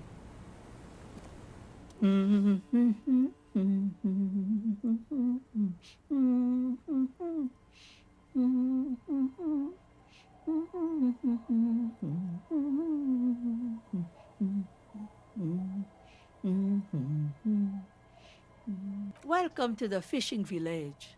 Please lean in closer. I have cataracts. Oh, welcome, police officer. We don't cause any trouble around here.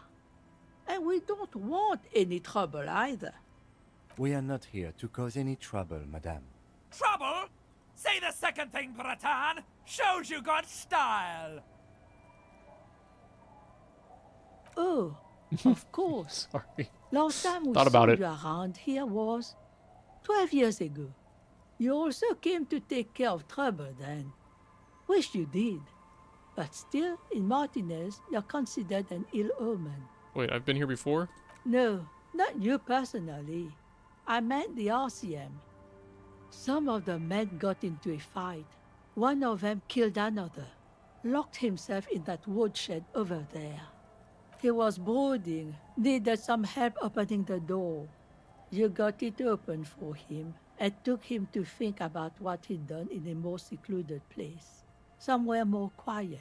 What kind of an ill omen are we talking about? Oh, the usual. Dark tidings. Black hound. That's you, all right. A black hound licking your own heels.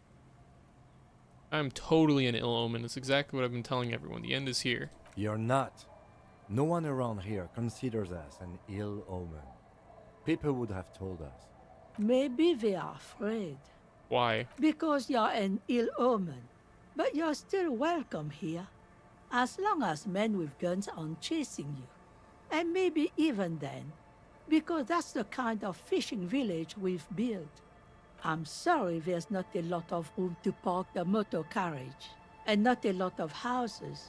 Or a lot of people. My kids are long gone. Searching for treasure. So are others. Ah, look at me ramble on. What brings you to us? Where could someone stay around here? Stay? Most people here are trying to leave. That said, if lodgings is what you're looking for, I've got a free room in the shack. How much is it? I won't charge you for it. Take it as a gesture of goodwill from the village to the RCM. Wait, hold on, you're just giving it to me? No one is using it, and God knows it's not much anyway. You can stay there. Okay, I'll take it. Don't make an old woman regret opening her house to the police. Well, if you are not in the hostel in the morning, I'll know where to find you. Here, in a shack. He's a little relieved you're no longer in that room. Should he? This environment encourages one thing, and one thing only. Drinking. Finally, you have those lamos of matinees off your back, Bratan. This looks like a great place to bring chicks. What is in this fishing village? Just us. It's barely a village anymore. We almost don't exist. What do you mean? This is pretty much a non-place. A gap.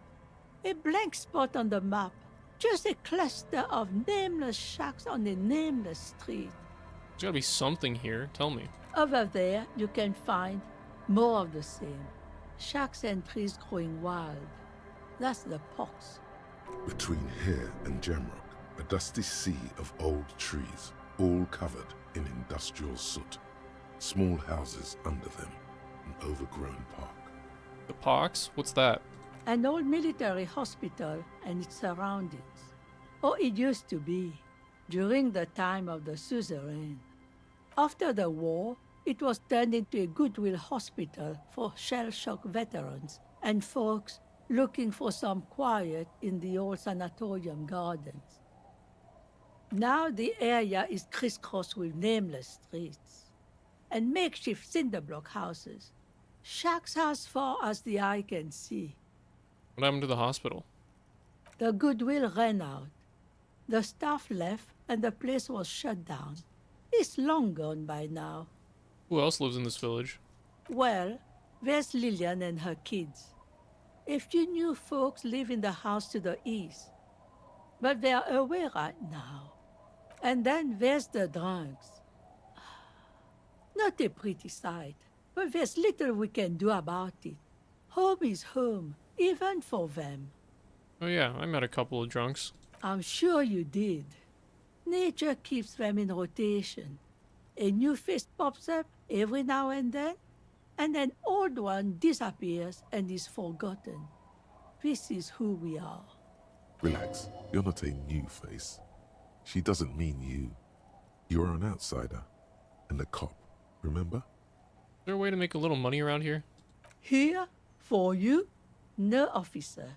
The only money we have here is some coins the drunks tried hiding from their women and then forgot about. Alright, another topic. She nods, rinsing another piece of cloth. It's further down the coast. Not much. There's the abandoned church, the DeLorean Church of Humanity. It's been there since before my time, even. Why is it abandoned? Some things just don't fly, officer. Look around. Who'd go to church here? They built it 300 years ago. Must have been nicer then. So, they don't hold services there anymore? The Ecclesiastes? No, we've tried, but things just keep happening. Crime, accidents, other things. The place never stays open. It's a pity. It used to be such a nice church. She's not telling you all she knows. Keep her talking. I get the feeling you're leaving stuff out. What else is going on? Well, there's that music. Music from across the sea. Huh. It started a few days ago, and now it's blasting even through the night. And now, suspicious-looking people are sneaking around the church. I don't like that. Perhaps the mysterious music is somehow connected to the case. A Rusalka or a half-demonic Apsara singing.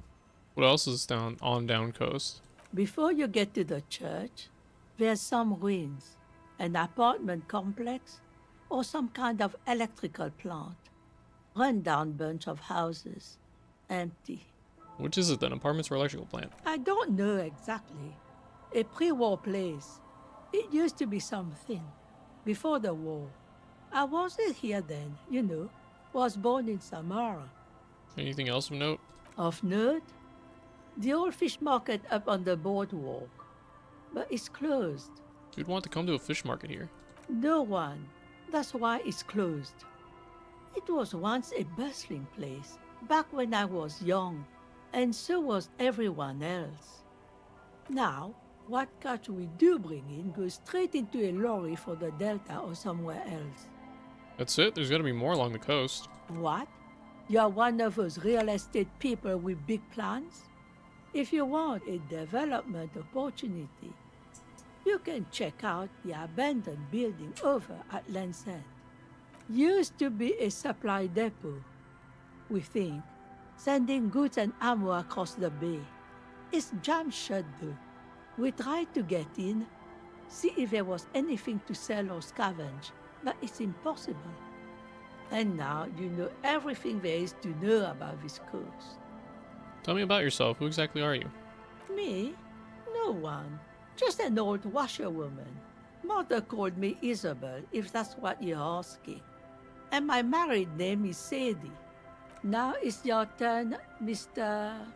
Lieutenant W. Freighter Harrier Dubois. Quite a handle you got there. So many titles. One of them double. Goodbye, I'm off. Okay, see if I can forge this signature. The door has seen better days. The layer of paint has started to peel off due to the salt and wind from the sea. Even the lock looks slightly rusted. I'll wait outside to give you some time and privacy to check out your new living arrangements. But just so you know, after we are done with the day, I'll still be staying in the whirling in rags for the night. We'll meet in front of the shack in the morning. The key turns.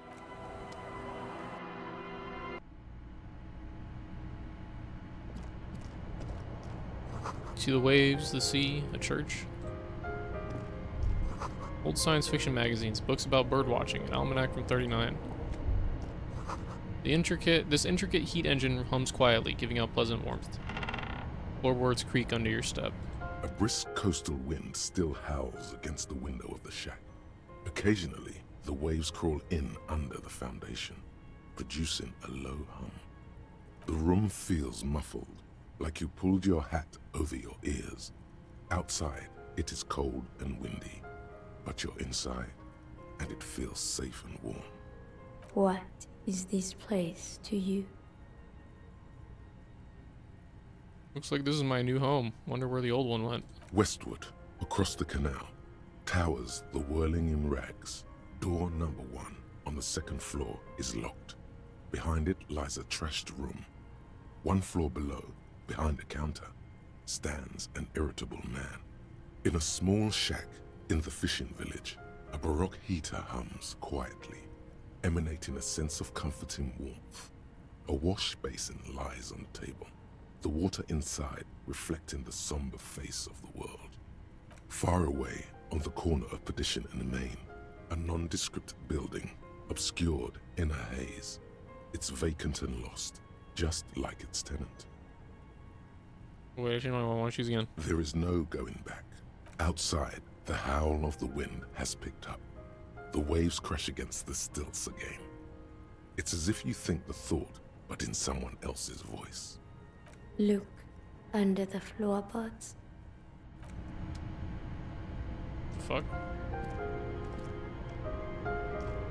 On the table, you see a bowl of water, a rough soap, and next to it, a small hand mirror. A straight razor soaks inside the wash basin. The water reflects back a vague image of your face. Nose bulbous and red, hair unkempt, wrinkles lining the eyes and forehead. The stash is gigantic. You'll be looking like a pansy without the chops. A fucking pansy. A fresh start looms ahead. Clean yourself up and be born anew. No, I did that last time and I didn't like it. An old mirror hangs on the wall. You see the reflection of your face in it, adorned with the expression.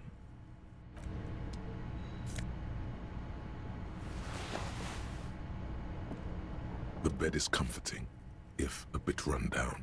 Still, you've earned a rest.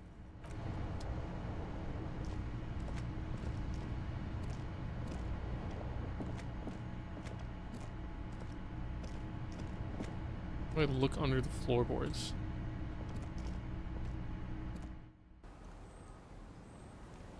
You know what? I forgot I was gonna do. Boroyev jacket. Checkmate. This swanky checkered jacket flatters your form in a way that makes you feel the fun kind of serious. It has a really nice roomy pockets too. Okay. You take the legal documents out of the envelope. A 12 to 40 month construction period and the zoning plan in the addendum. This is a red check.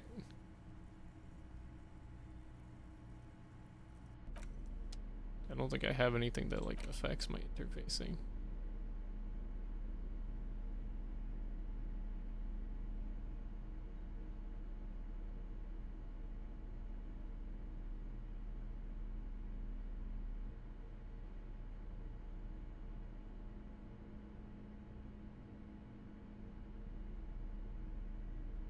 Yeah, I'm gonna leave that alone for now.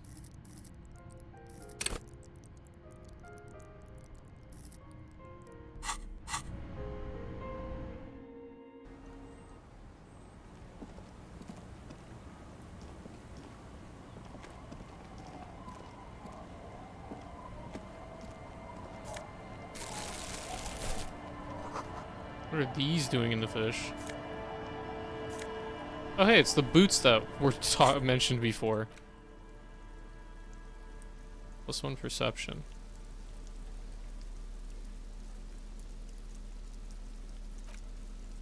A view from above. Good old calf-length cavalry boots. Mount that horse and ride into the night. The heel comes in handy too. It definitely makes you some good 5 centimeters taller, but could it be that it's also making you sharper, more perceptive to your surroundings now that you've gained a new perspective? This boat is floating freely in the water, unmoored. Hi, officer. I love Lillian. Anything I can help you with? It depends. Where are we exactly? A fishing village on the seashore. This place doesn't really have a name. It's sometimes called Elysium. Why? The sign on the street leading here is illegible. Has been since they built this place. Questions. The first is, what's your name? The name is Lillian. People call me Netpicker. I think I have time for questions. And that was actually the second one. Ask her about the cool sword. Helps to break the ice. Nice sword. Does it come with a story? Unfortunately, the factory sold this one with a 3-year warranty instead of a story. It's to intimidate folks, mostly. Hold on, do you know how to use it? Not really.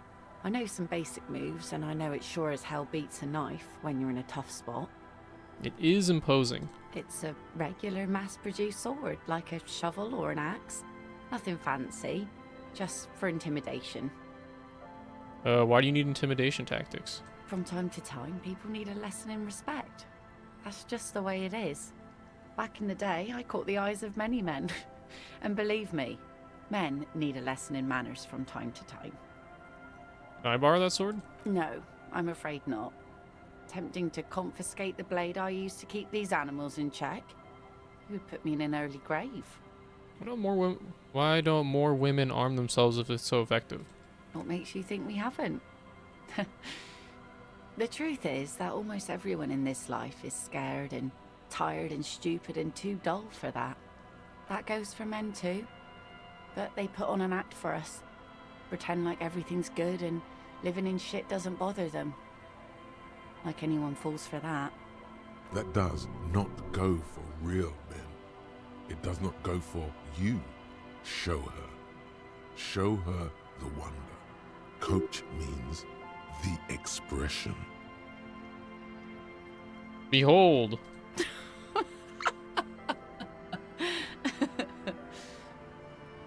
Not bad. Do you like it? Sure. It looks as if you could face down any horror in the world with that same unchanging grin. It's like a shield. The traces of her laughter are still there, in her eyes, fading fast. So where are all the men now? Some went to patch their wounds, their lesson learned. Others were more thick-headed.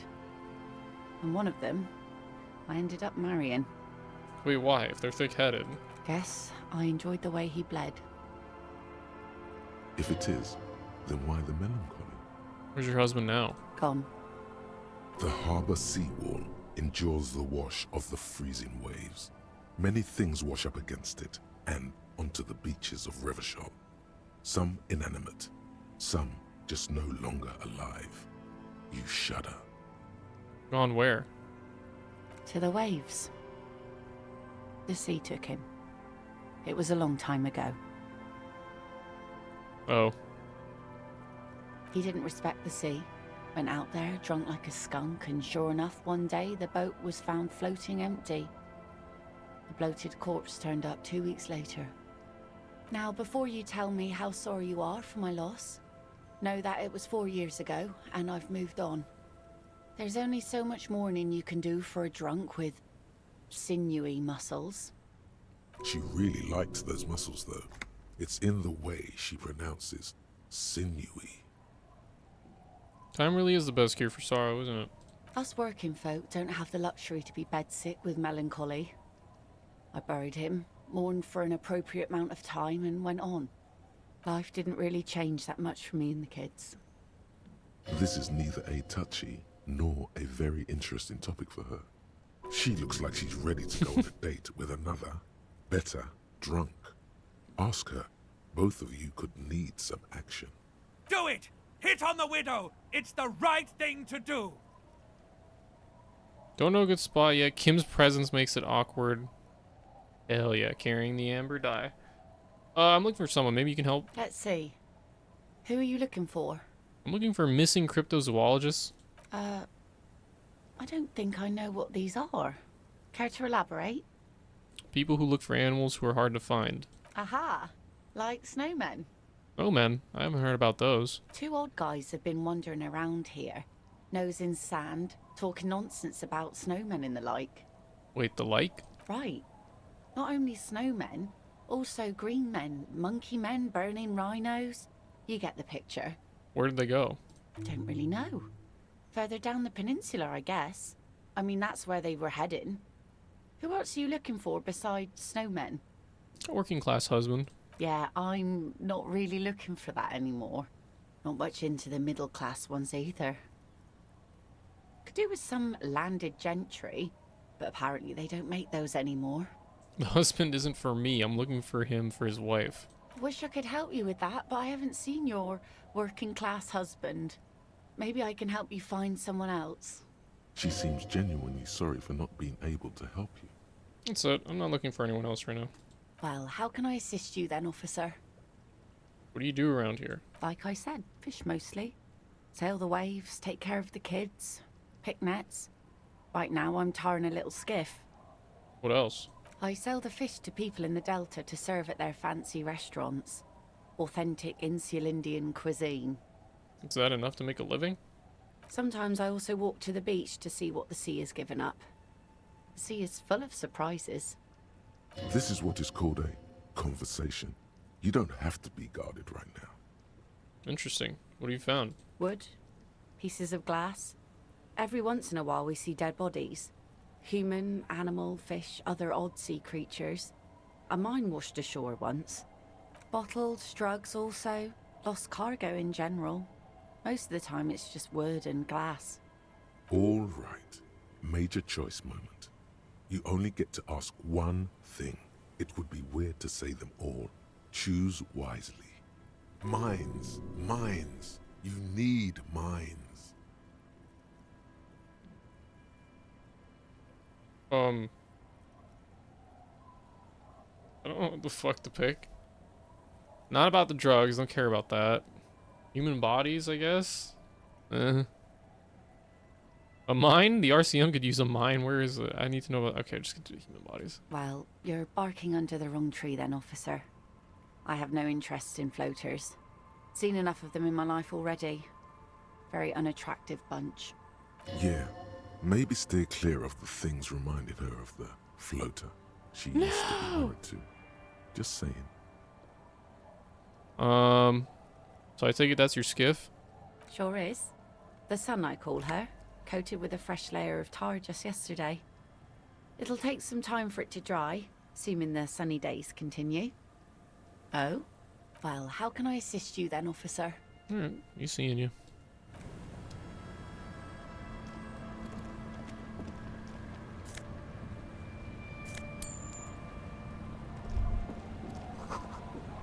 Nice creek beneath your weight.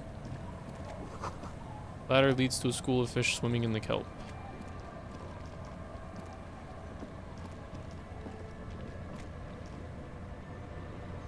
Can't really see anything.